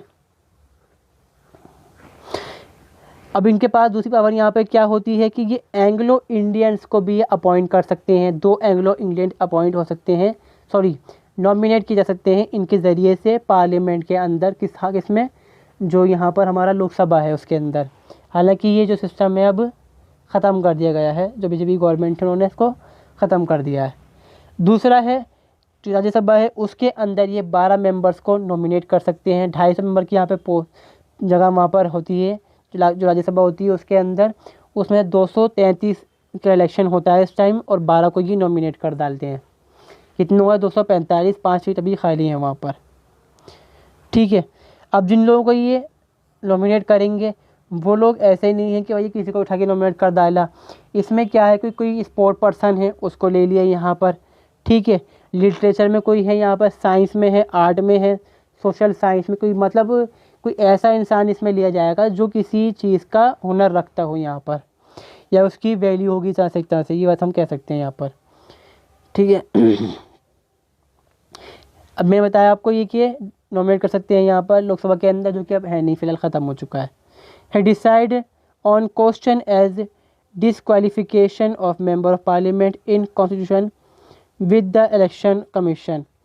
ये डिसाइड कर सकते हैं कि किसी पर्सन का मतलब जी पार्लियामेंट के जो मेंबर है, ख़ास तौर पे जो लोकसभा है, वहाँ पे कोई पर्सन चुनकर आ रहा है, चुनाव हो रहा है, उसका वोट करके वो जीत कर आ रहा है, तो वो हमने जांच करनी है उसकी कि जो इसने वोट पाए हैं वो सही हैं या नहीं है, या फिर कोई गड़बड़ तो नहीं हुई इसको जीतने में।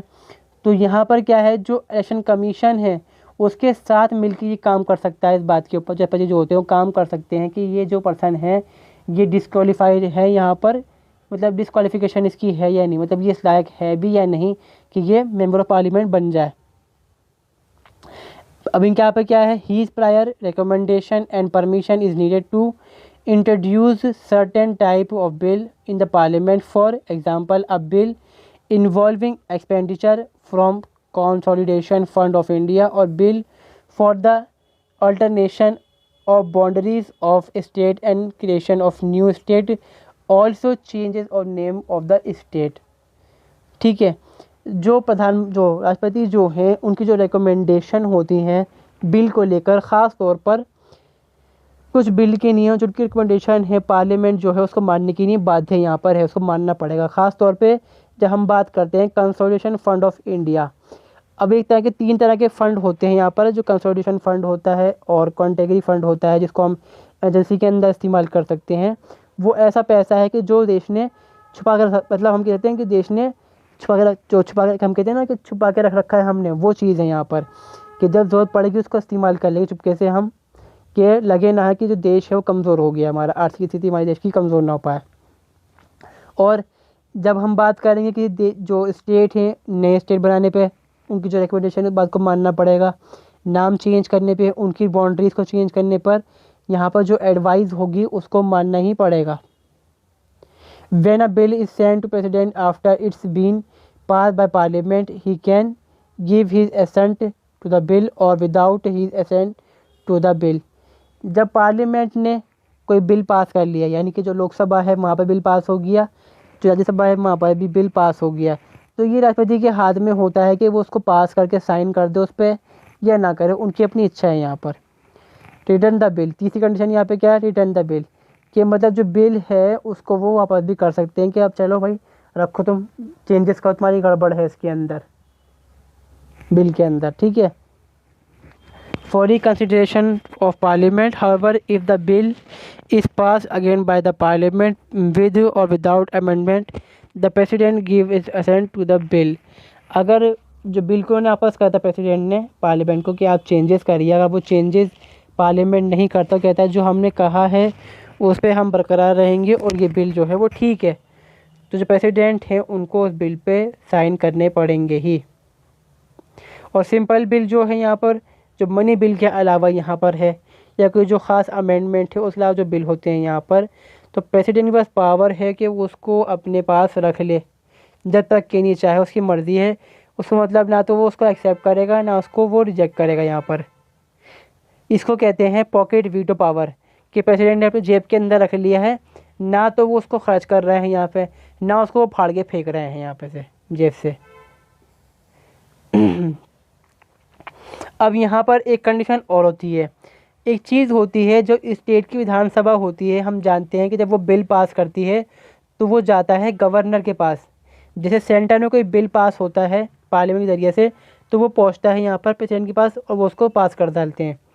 मगर जो स्टेट होता है वहाँ पे ऐसा नहीं होता, वहाँ पे क्या है, स्टेट के अंदर जो गवर्नर होता है, गवर्नर यहाँ पे क्या है, as a shadow of the president, वो शेडो है, छाया है प्रेसिडेंट की और सेंट्रल गवर्नमेंट की ख़ास तौर पर। ठीक है, अगर हम देखें तो असल में तो प्रैक्टिकली यही होता है यहाँ पर। तो गवर्नर के पास पावर होती है कि वो उसको कंसिडरेशन के बाद भेज डाले प्रेसिडेंट के पास कि आप चेक कर लीजिए भाई, मैं तो पल्ले नहीं पड़ रहा ये जो बिल है, एक तरह से बात हो सकती है। या फिर ये हो सकती है कि ये देखिए कि बिल पास कर रहे हैं, ये सही है या नहीं, ये आप चेक कर लीजिए। अब प्रेसिडेंट के पास पावर वही है कि वो उस बिल को पास कर दे, ना करे, या फिर उसको वापस भेज डाले कि भैया आप जाओ ठीक करके चेक करके लाओ। ठीक है, it should be noted that it not obligatory for the president to give his assent even the bill is again passed by the state legislature and sent again him for his consideration। अब इसमें क्या हो गया कि जो president है उसके पास power तो है कि वो उसको बिल को रख ले, या उसको रिजेक्ट कर डाले, क्या दोबारा भेजा कि भाई चलो ठीक है तुम चेक कर लो आपस से कोई गड़बड़ तो नहीं है उसके अंदर। अगर जो गवर्नर है उसने उस बिल को जब जो हम कह सकते हैं विधानसभा जो है उसने बिल को चेंज नहीं करा, डायरेक्ट अपन भेजिए कि नहीं जी बिल तो ठीक है आप साइन करो उसके ऊपर, और जो गवर्नर है उसने भेज दिया प्रेसिडेंट को यहाँ पर, तो प्रेसिडेंट इस चीज़ के लिए बाध्य नहीं है कि उस पर वो साइन करके उसको पास ही करेगा। उसकी मर्जी नहीं कर रहा, वो उसको नहीं करना, सीधी बात है यहाँ पर। अब यहाँ पर क्या है, ही कैन प्रोबोलोगेट, क्या नाम है, ऑर्डिनेंस। ऑर्डिनेंस का मतलब यहाँ पर ये है कि एक तरह की ये प्रणाली है कि जब कोई चीज़ है एकदम से कोई काम करना होता है। ऑर्डिनेंस का मतलब यहाँ पर जैसे हम कहते हैं कि जो नोटबंदी हुई थी ये इस तरह से जो ऑर्डिनेंस है उस तरह से की गई थी बिल्कुल यहाँ पर। हालांकि प्रधानमंत्री ने कही थी मगर यहाँ पर जो है प्रेसिडेंट का इसमें हाथ होता है, सीधी बात हम जानते हैं यहाँ पर। मतलब ये चीज़ ये है कि पार्लियामेंट के अंदर कोई बैठक नहीं हुई, झट देने से एकदम से काम किया गया, ये चीज़ वो है। जैसे इंदिरा गांधी के टाइम में जो इमरजेंसी है वो लगाई गई थी, वो भी इस टाइप की ही चीज़ है एक तरह से बिल्कुल। अब यहाँ पर क्या होता है, this ordinance must be approve by the parliament within 6 week for the assemble. He can also withdraw an ordinance at any time. जो प्रेसिडेंट है जो उसने ऑर्डिनेंस दिया है वो उसको ले सकता है अभी वापस, और वो परमानेंट नहीं रहेगा जब तक कि 6 हफ्ते के अंदर जो है 1.5 महीने के अंदर पार्लियामेंट उसको मान न ले। ठीक है। अब यहाँ पे क्या करता है, report, he Lay's the report of comptroller and auditor general, union public service commissioner, commission, finance commission and other before the parliament. ठीक है। अब यहाँ पे क्या होता है,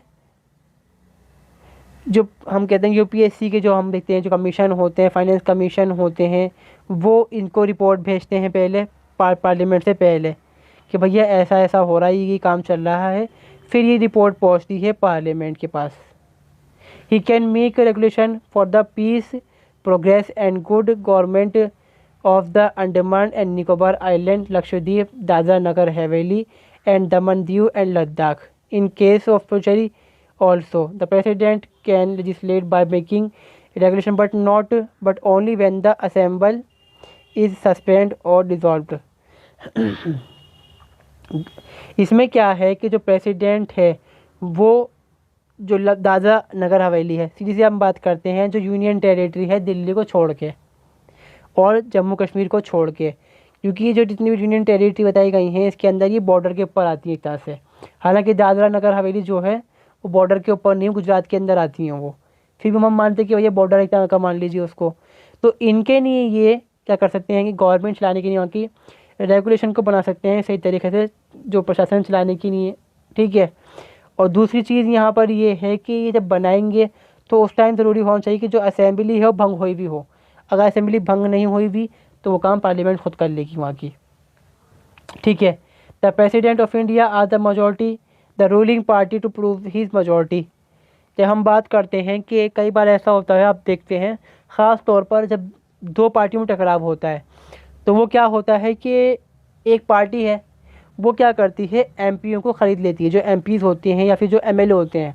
अगर स्टेट में कहें तो एमएलएज, और सेंट्रल गवर्नमेंट में कहें जो यूनियन गवर्नमेंट है उसमें क्या होता है, एमपी। तो जो अगेंस्ट पार्टी होती है, जो हम कहते हैं अपोजिशन पार्टी, वो क्या करती है, जो पार्टी गवर्नमेंट में होती है उसके एमएलए को ख़रीद के जो एमएलए जो एमपी होते हैं उनको अपने साइड कर लेती है। इससे क्या होता है, जो उनका बहुमत होता है वो ख़त्म हो जाता है यहाँ पर, मतलब सरकार गिरी नहीं तो सरकार जो है चल रही है यहाँ पर। अब प्रेसिडेंट के पास पहुँच जाता है ख़त इस बात का कि भैया आपको साबित करनी है कि आपके पास बहुमत है या नहीं। ये कहने का अधिकार किसके पास है, प्रेसिडेंट ऑफ इंडिया के पास। बाकी क्या होता है वो अलग चीज़ है यहाँ पर। री इलेक्शन के लिए भी ऑर्डर पास कर सकता है वो कि ये सरकार जो है वो गिर गई, भंग हो गई है, अब चुनाव नए सिरे से करवाए जाएंगे, ये ऑर्डर पास करेंगे। इस ऑर्डर पे अमल करेगा यहाँ पे election commission of India. After general election president of India give his welcome speech, he can also address the first session of every year. वो साल का जो पहला सेशन होता है उसको भी यहाँ पे वो स्पीच करेंगे, एड्रेस करेंगे। और जो हम कहते हैं कि भैया वेलकम स्पीच जो होती है नेशनल एंथम की, उसको भी वहाँ पे कौन करता है, जो प्रेसिडेंट ऑफ इंडिया होता है। सो आगे हम देख रहे हैं यहाँ पर अपनी executive power of president of India. ठीक है, लेजिस्लेटिव पावर बताती है यहाँ पर एग्जीक्यूटिव। एग्जीक्यूटिव क्या होती है? एग्जीक्यूटिव जो होती है वो कैबिनेट को हम कहते हैं। एग्जीक्यूटिव वो ब्रांच है जो बने हुए कानूनों को लागू करती है, उनको इन्फोर्स करती है यहाँ पर। तो उसी के अंदर यहाँ पर जो राष्ट्रपति हैं हमारे इंडिया के, उनका भी यहाँ पर अपना काम होता है। क्या क्या काम होता है? पहली बात तो यहाँ पर मेरी बात ध्यान रखने वाली बात है उनके देखने पहले कि क्या काम करते हैं वो, कि the president of India is a nominal head of the Indian government of India. ठीक है, इसमें क्या है कि जो प्रेसिडेंट ऑफ इंडिया होता है वो नॉमिनल हेड होता है, मतलब सिर्फ नाम मात्र का हेड होता है, मतलब मुखिया होता है गवर्नमेंट का। गवर्नमेंट के मुखिया होते हैं, यानी कि हम क्या देख रहे हैं, गवर्नमेंट के मुखिया कौन होते हैं? प्रधानमंत्री होते हैं वो। हालांकि ऐसा नहीं है, मुखिया तो यहाँ पे जो है वो राष्ट्रपति ही होते हैं, मगर ये है कि ये काम जो होता है वो सरपरस्ती में हम कहते हैं, फिर मुख्य अध्यक्ष जो मुख्य हम कहते हैं ना अध्यक्षता में होता है, वो प्रधानमंत्री होते हैं, उनके होता है, नाम पे इनके होता है काम। Any work done by government of India is the in the name of president. जो भी गवर्नमेंट काम करती है वो इनके नाम पर होगा। एग्रीमेंट करना, ट्रीटीज़ करना, ये सब कुछ काम करने का काम किसका आता है? प्रेसिडेंट के नाम पर होता है यहाँ पर। ठीक है, सबसे पहले क्या देखते हैं, जो जनरल इलेक्शन होते हैं। जनरल इलेक्शन ये वाले इलेक्शन कहलाते हैं जो सेंटर लेवल के ऊपर होते हैं, जो पूरे देशव्यापी होते हैं, प्रधानमंत्री की नहीं करवाए जाते हैं, मतलब जो केंद्र सरकार बनाने के लिए किए जाते हैं। सीधी सी बात ये है, लोकसभा के चुनाव जो कहलाते हैं यहाँ पर। ठीक है, तो प्रेसिडेंट ऑफ इंडिया होता है, उसके पास ये पावर होती है कि वो क्या करेगा, इलेक्ट करेगा प्राइम मिनिस्टर को।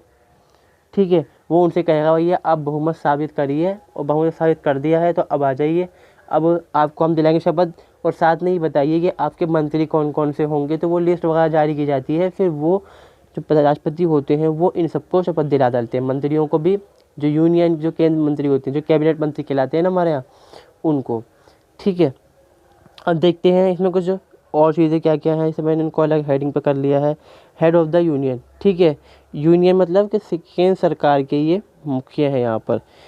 एग्जीक्यूटिव होती है, एग्जीक्यूटिव मतलब क्या होती है कि जो कानूनों को लागू करने वाली होती है। लेजिस्लेटिव क्या है? कानूनों को बनाने वाली। एग्जीक्यूटिव क्या है? उनको लागू करने वाली। अब वो लागू कैसे कर रहा है वो अलग चीज़ है, उस तरह से कोई फ़र्क नहीं पड़ता। फिलहाल यहाँ पे हमें ये देखना है कि वो लागू करने वालों में हिस्से में होते हैं राष्ट्रपति यहाँ पर।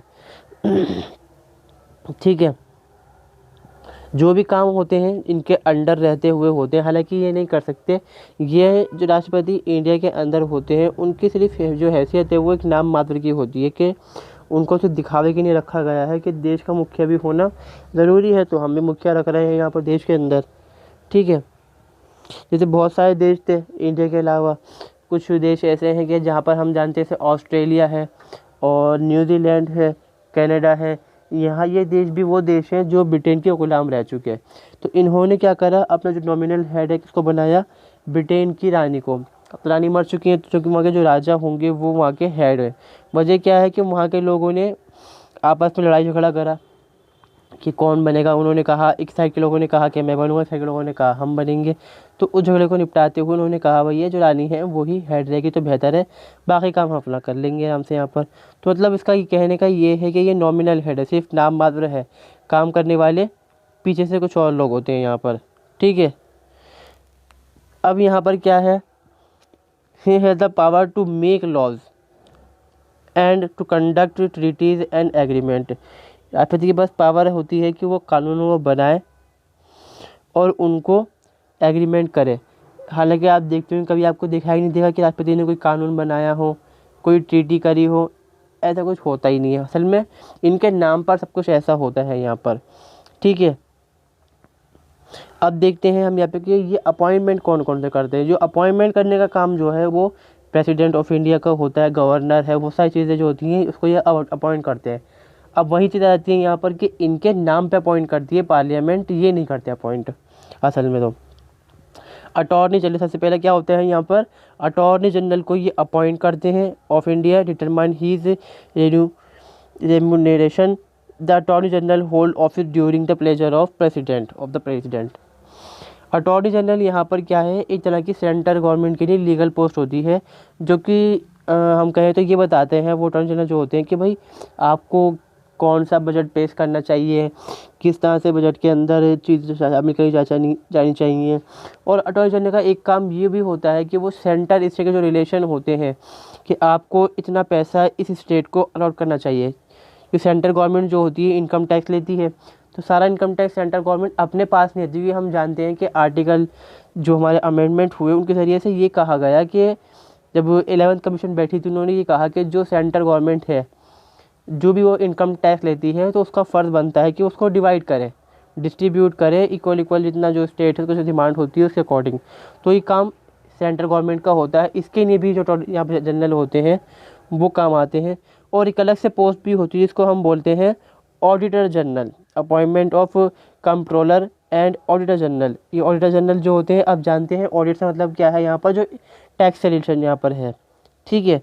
Chief commissioner, chief election commissioner को भी अपॉइंट करेंगे यहाँ पर ये। और जो दूसरे इलेक्शन कमिश्नर हैं उनको भी, chairman and member of union public service commission, UPSC के जो यहाँ पे चेयरपर्सन होंगे उनको भी ये करेंगे यहाँ पर। गवर्नर ऑफ स्टेट यानी कि जो राज्यपाल उपराज्यपाल होते हैं वो मतलब स्टेट के यहाँ पर। तो हम कहते हैं ना कि इंडिया में क्या है कि फेडरल सिस्टम है, यूनिटी 22 के साथ है। आधा फेडरल सिस्टम यहाँ पर है, हमारे जो संविधान है उसमें ये वर्ड नहीं मिलेगा हमें, मगर सिस्टम कुछ इस तरह का ही है यहाँ पर। मगर अब देखो जो गवर्नर है वो गवर्नर अपॉइंट कहाँ पर होते हैं, जहाँ पर यूनिटी सिस्टम होता है, सेंट्रल गवर्नमेंट अपने नुमाइंदे भेजती है काम करने के लिए। यही काम सीधा यहाँ पे देखने को मिल रहा है हमें कि क्या जा रहा है। केंद्र सरकार इसलिए बनाती है इस चीज़ को कि राज्य के ऊपर उसका कंट्रोल रहे, ठीक है। Chairman and member of finance commission जो होती है वो एडवाइजरी कमेटी है एक तरह की सेंट्रल गवर्नमेंट के लिए, जो कि सेंट्रल गवर्नमेंट को बताती है भैया कहाँ से आपको पैसा निकालना है और कहाँ पैसे को खर्च करना है, ठीक है। जज of supreme court, high court and so on, यानी कि सुप्रीम कोर्ट के जज आप जानते होंगे, सुप्रीम कोर्ट के जज इनको दिलाते हैं ओथ, ये दिलाते हैं सुप्रीम कोर्ट के जज को ओथ। और साथ में एज वेल एज जो यहाँ पे हाई कोर्ट होते हैं उनको भी। इंटर स्टेट काउंसिल को भी जो प्रेसिडेंट ऑफ इंडिया होता है अपॉइंट कर सकता है। अब इंटर स्टेट काउंसिल क्या होती है, इंटर स्टेट काउंसिल का मकसद यहाँ पर ये है कि जो दो राज्य हैं उनके ऊपर जो कॉन्फ्लिक्ट है स्टेट के अंदर किसी चीज़ को हो सकता है, लेकिन इसे ख़ास तौर पे होता है जो पानी का डिस्ट्रीब्यूशन है उसको लेकर। साउथ इंडिया में ऐसा बहुत ज़्यादा है। तो वहाँ पर क्या है, इंटर स्टेट काउंसिल बनाई जाती है कि भैया आप मिलजुल के अपना जो हल है उसको निकाल लीजिए। ज़रूरी नहीं है कि आप सुप्रीम कोर्ट जाइए, हाई कोर्ट जाना पड़ जाए आपको इसके लिए। इससे बेहतर ये है कि आप मिलजुल के कोई हल निकाल लो, इसका ये काम होता है। फिर दूसरा यहाँ पर ये होता है कि जैसे हम जानते हैं एक स्टेट से दूसरे स्टेट पे सामान जाता है बिकने के लिए, तो उसमें जो टैक्स लगने होते हैं स्टेट के अंदर, तो एक स्टेट दूसरे स्टेट पे कम टैक्स जो सामान पे टैक्स लगा सकता है, वो हो सकता है उसको ऐसा कहा जाए कि भैया आप थोड़ा बहुत हमारे से टैक्स जो सामान आएगा आपके स्टेट में थोड़ा कम टैक्स कर लो उस पर, हम भी थोड़ा टैक्स कम कर लेंगे। ये काम होता है इंटर स्टेट के अंदर। और यूनियन और स्टेट के जो रिलेशन होते हैं वो भी इसी के अंडर आते हैं, वो ये कमेटी देखती है यहाँ पर। एडमिनिस्ट्रेटर ऑफ यूनियन टेरिटरी मतलब जैसे कि हम जानते हैं गवर्नर टाइप से ही होते हैं यहाँ पर, जिनको अपॉइंट किया जाता है कि भाई जो एडमिनिस्ट्रेटर भेजे जाते हैं। ख़ासतौर पे ये जो होते हैं आईपीएस या आईएएस अधिकारी होते हैं। जैसे दिल्ली है या तो गवर्नर है यहाँ पर, तो फिलहाल अब देखिए हम जम्मू कश्मीर है, लद्दाख है, दमन एंड दीव दादरा नगर हवेली है, लक्षद्वीप है, अंडमान निकोबार है। तो इसमें क्या होगा, ये किसी यूपीएससी पर्सन को, यानी कि जो हम कहते हैं जो मतलब आईएएस या फिर आईपीएस पर्सन को भेज डालेंगे, वहाँ पे अपॉइंट कर देंगे एज आ एडमिनिस्ट्रेटर, गवर्नर टाइप्स मान सकते हैं उसको हम।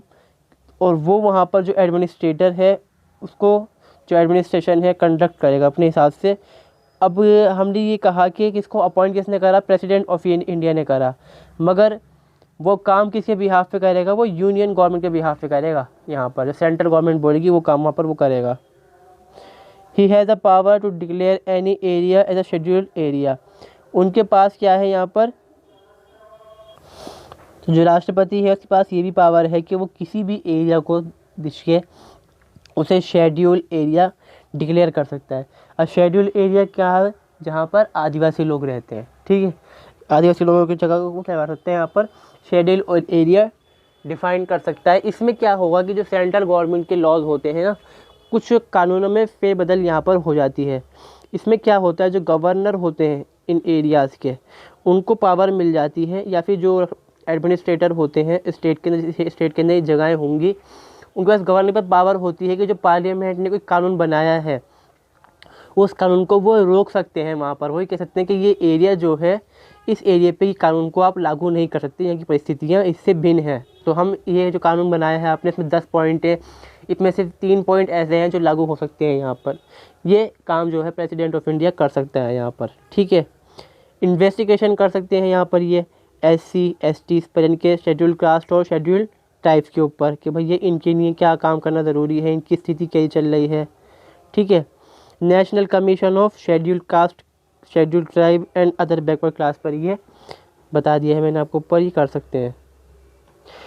फिर जैसे कि मैंने कहा शुरुआत के अंदर कि ये प्रधानमंत्री जो होते हैं उनको शपथ दिलाते हैं, साथ में जो उनकी काउंसिल ऑफ मिनिस्टर, जिसको हम कैबिनेट बोलते हैं, मंत्रिमंडल बोलते हैं, उसको भी शपथ दिलाने का काम जो होता है वो राष्ट्रपति का ही होता है। आप जानते होंगे, ये चीज़ देखना बड़ी आम बात है कि जैसे हम देखते हैं चुनाव जीत गए प्रधानमंत्री, कि चुनाव मतलब चुनाव जीत चुकी है कोई एक पार्टी या फिर जो गठबंधन चुनाव जीत गया है, तय हो गया है कि ये बंदा पर्सन जो है अब बनेगा देश का प्रधानमंत्री, तो उसको देखेंगे आप किस शपथ दिलवा रहे होते हैं, यहाँ पे राष्ट्रपति खड़ा होकर स्टेज लगता है बाकायदा, ठीक है, उसमें होता है। ऐसा ही स्टेट के अंदर भी होता है, कोई पार्टी है, गठबंधन है, वो तय कर लेता है कि हम जीत चुके हैं चुनाव, तो अब वो ये कहता है कि ये पर्सन मतलब से मुख्यमंत्री होगा, तो ये काम जो ओथ करवाने का है उसकी, वो काम होता है गवर्नर के पास। सेम पावर जो गवर्नर के पास है वही पावर जो प्रेसिडेंट के पास होती है वो होती है यहाँ पर। He can ask to prove majority, जैसे कि हम देखते हैं कि सेंट्रल गवर्नमेंट में अगर नो कॉन्फिडेंस मोशन आ जाए, या फिर जो दूसरी चीज़ यहाँ पर ख़ास तौर पे वो ये होती है कि जो MLA या MP होते हैं उसको दूसरी पार्टी खरीद लेती है। जैसे हम देखते हैं कि बीजेपी जो होती है, बीजेपी पार्टी जो है वो अक्सर क्या करती है, MLA MP को खरीद लेती है मतलब गवर्नमेंट को गिराने के लिए।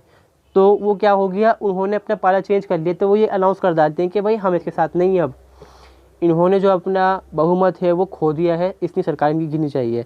तो जो राष्ट्रपति है वो सेंट्रल लेवल के ऊपर पूछ सकता है कि भाई आप साबित करो कि आपके पास बहुमत है और सरकार चलाने का आपके पास अधिकार है। अब भी वही चीज़ स्टेट के अंदर भी होती है, जो लोकसभा जो विधानसभा होती है वहाँ पर गवर्नर कह सकता है कि आप साबित करो कि बहुमत आपके पास है या नहीं, तो वो लेटर के ज़रिए से या अपने वोटिंग के ज़रिए से वो साबित करते हैं इस चीज़ को।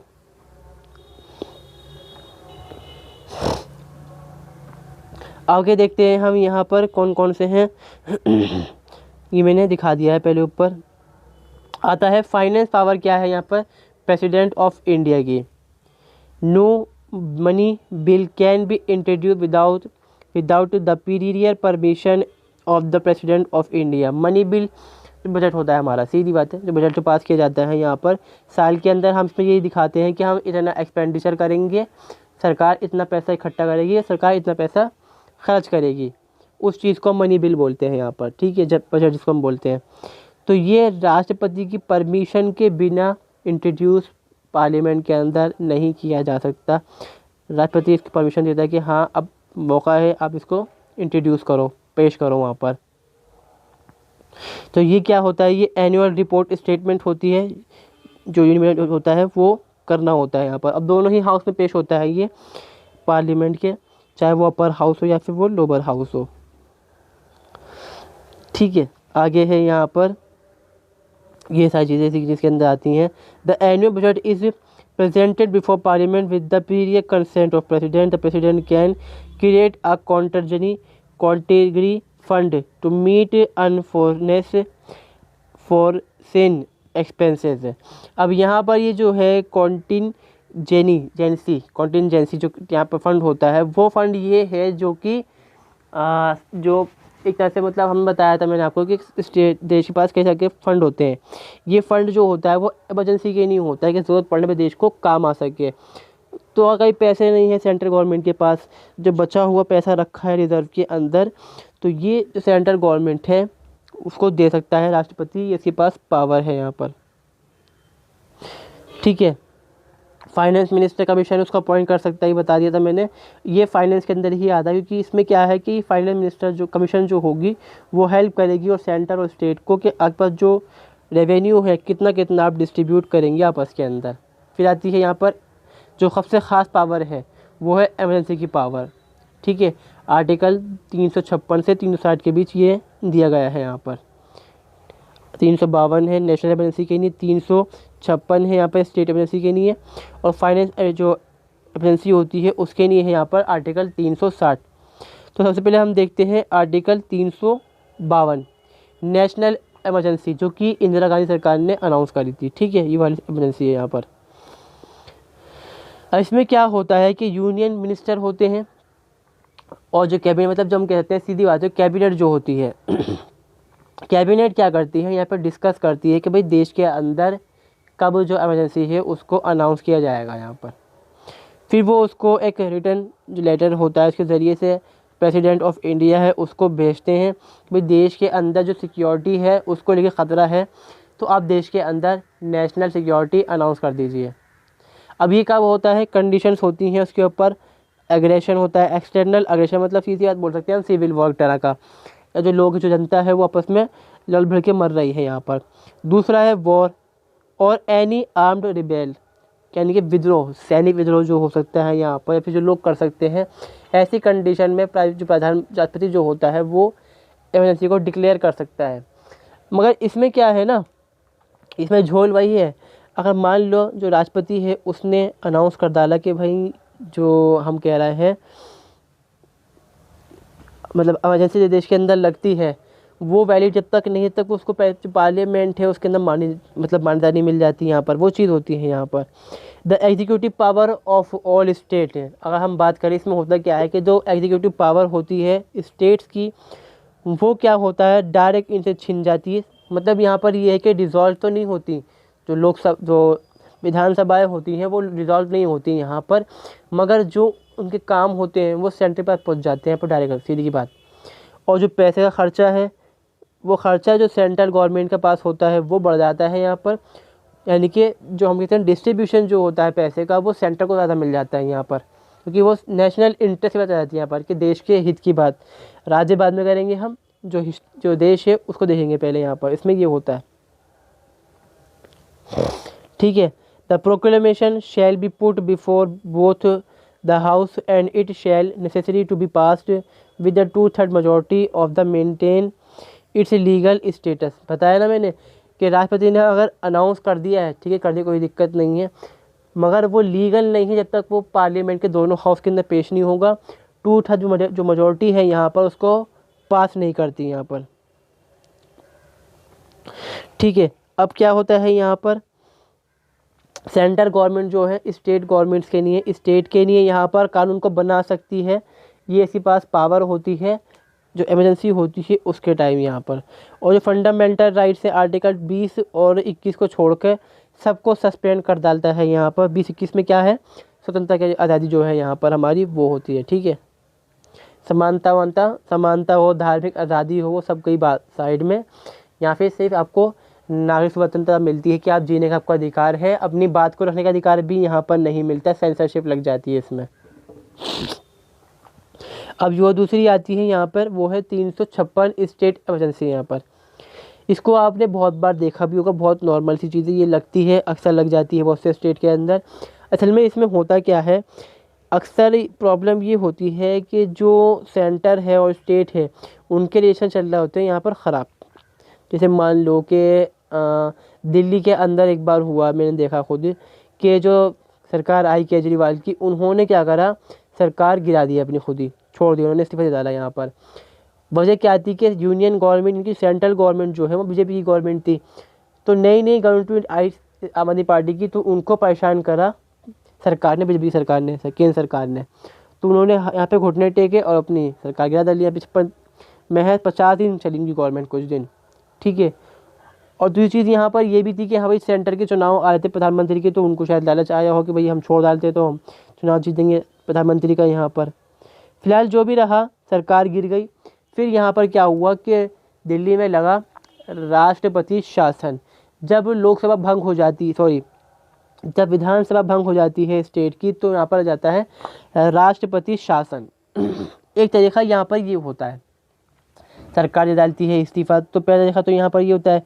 दूसरा तरीका यहाँ पर ये होता है कि मशीनरी का इल्ज़ाम लगाया जाता है कि स्टेट की मशीनरी है वो सही से काम नहीं कर रही है, प्रशासन जो है सही से नहीं चल रहा है, तो भाई अब हम लगा रहे हैं स्टेट के अंदर इमरजेंसी, राष्ट्रपति शासन को हम लगा रहे हैं। इसमें क्या होगा कि जो लोकसभा है, सॉरी बाबा मेरे मुझसे लोकसभा निकल रहा है, मतलब मेरा कहने का मतलब यहाँ पर ये है कि विधानसभा जो है उसको भंग कर दिया जाएगा, जो सरकार जो है उसको जो गिरा दिया जाएगा। ये काम कौन करेगा यहाँ पे? जो राष्ट्रपति है वो डायरेक्ट नहीं करता है, यहाँ पर ये काम करता है गवर्नर। गवर्नर जो राष्ट्रपति होता है उसको लेटर भेजता है कि भाई देश इस राज्य की स्थिति ख़राब है। जैसे कि आप देखते हो कि पश्चिम बंगाल मान लो, सबसे ख़ास इस चीज़ के अंदर ये मामला इसका आता है हमेशा, क्योंकि यूनियन गवर्नमेंट जो है, बीजेपी गवर्नमेंट है, उनकी बनती नहीं है तृणमूल कांग्रेस से, तो वो धमकी देते हैं हमेशा, और करते भी ऐसी होशियार करते हैं वो हमेशा कि इनके पास बहुमत नहीं है तो सरकार इनकी गिरनी चाहिए। और दूसरी चीज़ यहाँ पर ये है कि ये स्टेट को चला नहीं पा रहा है, और जो इंदिरा गांधी सरकार है उन्होंने ये बहुत करा शुरुआत के अंदर, जब उनकी इमरजेंसी लगने से पहले सरकार जो थी केरल की, उन्होंने गिरा दी थी, क्योंकि वहाँ पे सरकार आ गई थी कम्युनिस्ट लोगों की। ये चीज़ हो चुकी है ऐसे। तो यहाँ पर क्या होता है भाई, ये जो इमरजेंसी लगती है ये 3 साल तक की नहीं लग सकती है यहाँ पर, ठीक है। वही चीज़ है, जब तक इसको हमें रेटिफिकेशन नहीं मिलता, मतलब पार्लियामेंट इसको मान नहीं लेती, फिलहाल ये सिर्फ 2 महीने की लग सकती है। जब पार्लियामेंट की दोनों हाउस, जो राज्यसभा है लोकसभा है, इसको मान जाते हैं 2/3 मेजॉरिटी से यहाँ पर, तो ये 3 साल तक की लग सकती है। फिर नए फ्रेश इलेक्शन होंगे, नया मुख्यमंत्री बनेगा, नई सरकार बनती है यहाँ पर, तो जो है फंडामेंटल राइट्स यहाँ पर रहेंगे बरकरार, कोई फंडामेंटल राइट्स में कोई चेंजेस नहीं, क्योंकि यहाँ पर ये नेशनल इंटरेस्ट का मामला भी नहीं है, और ना ही कोई ऐसी प्रॉब्लम है कि भैया देश को खतरा हो जाए इससे, ठीक है। फिर आती है फाइनेंस इमरजेंसी, आर्टिकल 360। आर्टिकल 360 के अंदर यहाँ पर क्या है कि भैया जब देश के अंदर फाइनेंशियल स्टेबिलिटी जो होती है वो बरकरार नहीं रह पाती, उससे ख़तरा हो जाता है। इसका मतलब ये से हम देखते हैं श्रीलंका है, अभी यहाँ पे स्टेट ने वो फाइनेंस जो एजेंसी है वहाँ पर लग चुकी है। वजह क्या है कि उनके पास क्या है, फंड नहीं है, पैसा जो हम कहते हैं ना, जो विदेश पैसा, जो अमेरिकन डॉलर्स का जो भंडार होता है वो नहीं है। असल में होता क्या है, दुनिया के अंदर जो ट्रेड चलता है वो चलता है जो अमेरिकन डॉलर्स होते हैं उसके अंदर, ठीक है। अब यहाँ पर क्या होता है कि हम अपने देश के अंदर एक भंडार रखते हैं, पैसा रखते हैं, जो अमेरिकन डॉलर है उसको रखते हैं इकट्ठा करके, कि कोई सामान अगर हम बाहर से ख़रीदना हो तो उसको हम दे डालेंगे अमेरिकन डॉलर, बदले में सामान खरीद लेंगे यहाँ पर। अब मान लो कि ये जो भंडार है पैसे का हमारे पास, ये ख़त्म हो गया या कम होने पर आ गया है, तो इस टाइम होती है फाइनेंस इमरजेंसी होती है ख़ास तौर पर। इसमें ये होता है कि भैया देश के पास पैसा नहीं है, मुद्रा भंडार हमारे पास कम है, यहाँ पर हमारे पास जो फॉरेन रिजर्व कहते हैं इसको हम, कि फॉरेन रिजर्व हमारे पास कम है, तो इसलिए हमें जो फाइनेंस इमरजेंसी है उसको लगाना पड़ेगा। इसमें वही चीज़ होती है, क्या क्या होता है देखो, 2 महीने के लिए लागू हो सकती है कम से कम ये, जब पार्लियामेंट इसको अप्रूव कर देगी, कम से कम ये अनलिमिटेड टाइम के लिए चल सकती है। यहाँ पर होता है देश की स्थिति कुछ महीने तक ठीक हो जाए, होता है ना ठीक हो पाए, ठीक है। अब यहाँ पर क्या होता है कि जो स्टेट की जो लेजिस्लेचर होती है उसकी पावर हो जाती है कम, मगर डिज़ोल्व नहीं होती इसके अंदर। जब भी वो की पावर, मतलब कोई बिल बनाएगी, मनी बिल, कि हम पैसा कहाँ से खर्च करेंगे, पैसा कहाँ से लेंगे, तो इसमें काम क्या पे क्या होता है कि जो राष्ट्रपति जो होता है उसकी मर्ज़ी के मुताबिक ये काम होगा। मतलब सीधी बात है, गवर्नर को ये जो सेंट्रल गवर्नमेंट होती है पीछे दरवाजे से घुसड़ डालती है, उनकी जो हम कह सकते हैं विधानसभा होती है उसके अंदर, के उसमें दखलंदाजी अब किसकी रहेगी, जो राष्ट्रपति है यानी कि जो सेंट्रल गवर्नमेंट है उसकी, ठीक है। इसमें दूसरी चीज़ क्या होती है कि reduction of salary and allowance of any class of person serving under centre और यूनियन गवर्नमेंट। जो सेंट्रल गवर्नमेंट है, जो यूनियन गवर्नमेंट होती है, उनके जो सरकारी नौकरियां होती हैं, उन लोगों की जो सैलरी होती है उसको भी घटाया जा सकता है इसके टाइम में, ठीक है। मगर इंडिया में आज तक ऐसा फ़िलहाल तो नहीं हुआ है, ठीक है। अगली पावर जो आती है वो है मिलिट्री पावर। अब हम जानते हैं कि सुप्रीम कमांडर होता है, जो राष्ट्रपति होता है वो देश का, ठीक है। उसके पास क्या होती है, पावर होती है कि वो किसी भी एरिया में चाहे तो आर्मी के जो ट्रूप्स होती हैं, जो व्हीकल्स होते हैं, जो हथियार होते हैं, उसको डिप्लॉय कर सकता है, मतलब तैनात कर सकता है वो, ठीक है, लॉ एंड ऑर्डर को बनाने के लिए यहाँ पर। और जैसे कि हम देखते हैं कि हमारे आपने देखा कभी रैपिड एक्शन फोर्सेस होती हैं, सेंट्रल गवर्नमेंट के पास पुलिस होती है, ठीक है। सेंट्रल रिजर्व पुलिस फोर्स जो होती है वो अंडर इन्हीं के आती है, इन्हीं के अंडर वो आती है गृह मंत्रालय के अंदर, ठीक है। आर्मी इनके अंडर आती है, मिलिट्री वो होती है पैरामिलिट्री, वो इनके अंडर नहीं आती, मिलिट्री इनके अंडर आती है। अब यहाँ पर क्या है, जो प्रेसिडेंट जो होता है उसके पास पावर होती है कि वो डिक्लेयर कर डाले वॉर को, मतलब युद्ध का ऐलान वो कर सकता है, और जो युद्ध चल रहा है उसको वो ख़त्म भी कर सकता है यहाँ पर। But parliament has executive exclusive power to regulate और control the exercise of such powers. जो पार्लियामेंट है, मतलब जो कैबिनेट होगी, सीधी बात है बेसिकली, उसके पास यहाँ पर पावर है कि वो इसको कंट्रोल करें, क्या चलाना है, मतलब कहाँ पर हमें कितना गोला बारूद फेंकना है, कितना मारना है, ये काम कौन करेगी, सेंट्रल गवर्नमेंट करेगी। मगर मतलब बात ये है कि भैया अध्यक्षता यहाँ पे जो राष्ट्रपति है उसकी रहेगी, काम यहाँ पर कोई और करेगा। Article 114 part 3 demand the money that for raising training maintenance of defence forces has been pass by parliament. Article 114 का तीसरा पार्ट बनाया गया किसने कि भाई 5 पैसा चाहिए मैं अलग से ट्रेनिंग करने के लिए, ये चीज़ ऐड की गई थी बाद में इसमें। आगे देखते हैं हम यहाँ पे डिप्लोमेटिक अफेयर कौन होता है, वो किसके नाम। अब देखो डिप्लोमेटिक आप क्या जानते हैं, फॉरेन मिनिस्टर जो होता है, अम्बेसडर जो होते हैं हमारे, वो तैनात किसके नाम पर होते हैं, वो तैनात होते हैं राष्ट्रपति के नाम पे, कि राष्ट्रपति ने अपना नुमाइंदा भेजा है इस देश के अंदर, और किसी ने नुमाइंदा भेजा है हमारे देश के अंदर, तो उसकी देखरेख कौन कर रहा है यहाँ पर, राष्ट्रपति, उसके अंडर देखरेख हो रही, मगर वो नहीं कर रहा है यहाँ पर। Receive ambassador, high commissioner and diplomatic envoy from foreign nation, represent India in international conferences, he have power to appointing Indian ambassador to other countries. यानी कि देश के अंदर जो अम्बेसडर आएंगे बाहर के, उनको यहाँ पे लाया किसके ज़रिए, मतलब किसके अंडर लाया जाएगा उनको, राष्ट्रपति के, कि भैया ये लेकर आ रहे हैं देश के अंदर और इनकी निगरानी में ये हैं। डिप्लोमेटिक इनवॉय आते हैं, जैसे हम जानते हैं कि ट्रीटी वगैरह होती हैं, संधियाँ होती हैं, वो भी इनके अंडर आते हैं, मगर काम कौन करता है यहाँ पर, सेंट्रल गवर्नमेंट करती है, ये नहीं कर पाते यहाँ पर। जो अपने देश के एम्बेसडर होते हैं उनको तो देश के अंदर भी अपॉइंट करने का काम किसका होता है, इन्हीं का होता है यहाँ पर। At the bilateral and multilateral treaties are enter by the president. अब ये जो ट्रीटीज़ हैं, मतलब जिसमें दो समूह, जो दो पक्ष होंगे, दो पक्ष से ज़्यादा से जो भी संधि होती है, वो भी किसके नाम पर होती है, जो राष्ट्रपति हैं उनके नाम पर होती है यहाँ पर, ठीक है। इसके लिए इनको चाहिए होता है अप्रूवल, कहाँ से, लोकल लेजिस्लेटिव करती है बाय पार्लियामेंट इसको पास करेगी। सीधी बात यहाँ पर यह है कि लोकल जो लेजिस्लेटिव है वहाँ से कंसेंट करेंगे, पार्लियामेंट इसको पास कर देगी, और जो वहाँ के जो मंत्री हैं, जो कैबिनेट मंत्री होते हैं, वो इस पर काम करते हैं। जो राष्ट्रपति को आपने कभी देखा नहीं होगा कि वो जा रहे हैं, वो जाते हैं घूमने के लिए कई बार, या फिर कई बार ऐसा होता है कि भैया युद्ध चल रहा होता है तो जाना पड़ जाता है उनको फिर उस टाइम पे, तो ठीक है। तो ये हमारे जो राष्ट्रपति हैं उनका किस तरह से कंपोजिशन होता है, क्या क्या उनके काम होते हैं, क्या क्या उनकी पावर्स होती हैं, ये हमने वीडियो के अंदर कवर अप कर लिया। सो मैं उम्मीद करता हूँ ये वीडियो आपको अच्छी लगी होगी। वीडियो अच्छी लगी हो तो लाइक करें वीडियो को ज़रूर, चैनल को ज़रूर सब्सक्राइब कर लें, दोस्तों के साथ भी शेयर कर सकते हैं आप इस वीडियो को, और करने भी चाहिए आपको। Thanks for watching this video and हम मिलते हैं किसी अगली वीडियो में, जिसमें हम बात करने वाले हैं लोकसभा और जो राज्यसभा है उसके कंपोजिशन के बारे में। So see you soon, thanks for watching, have a nice day.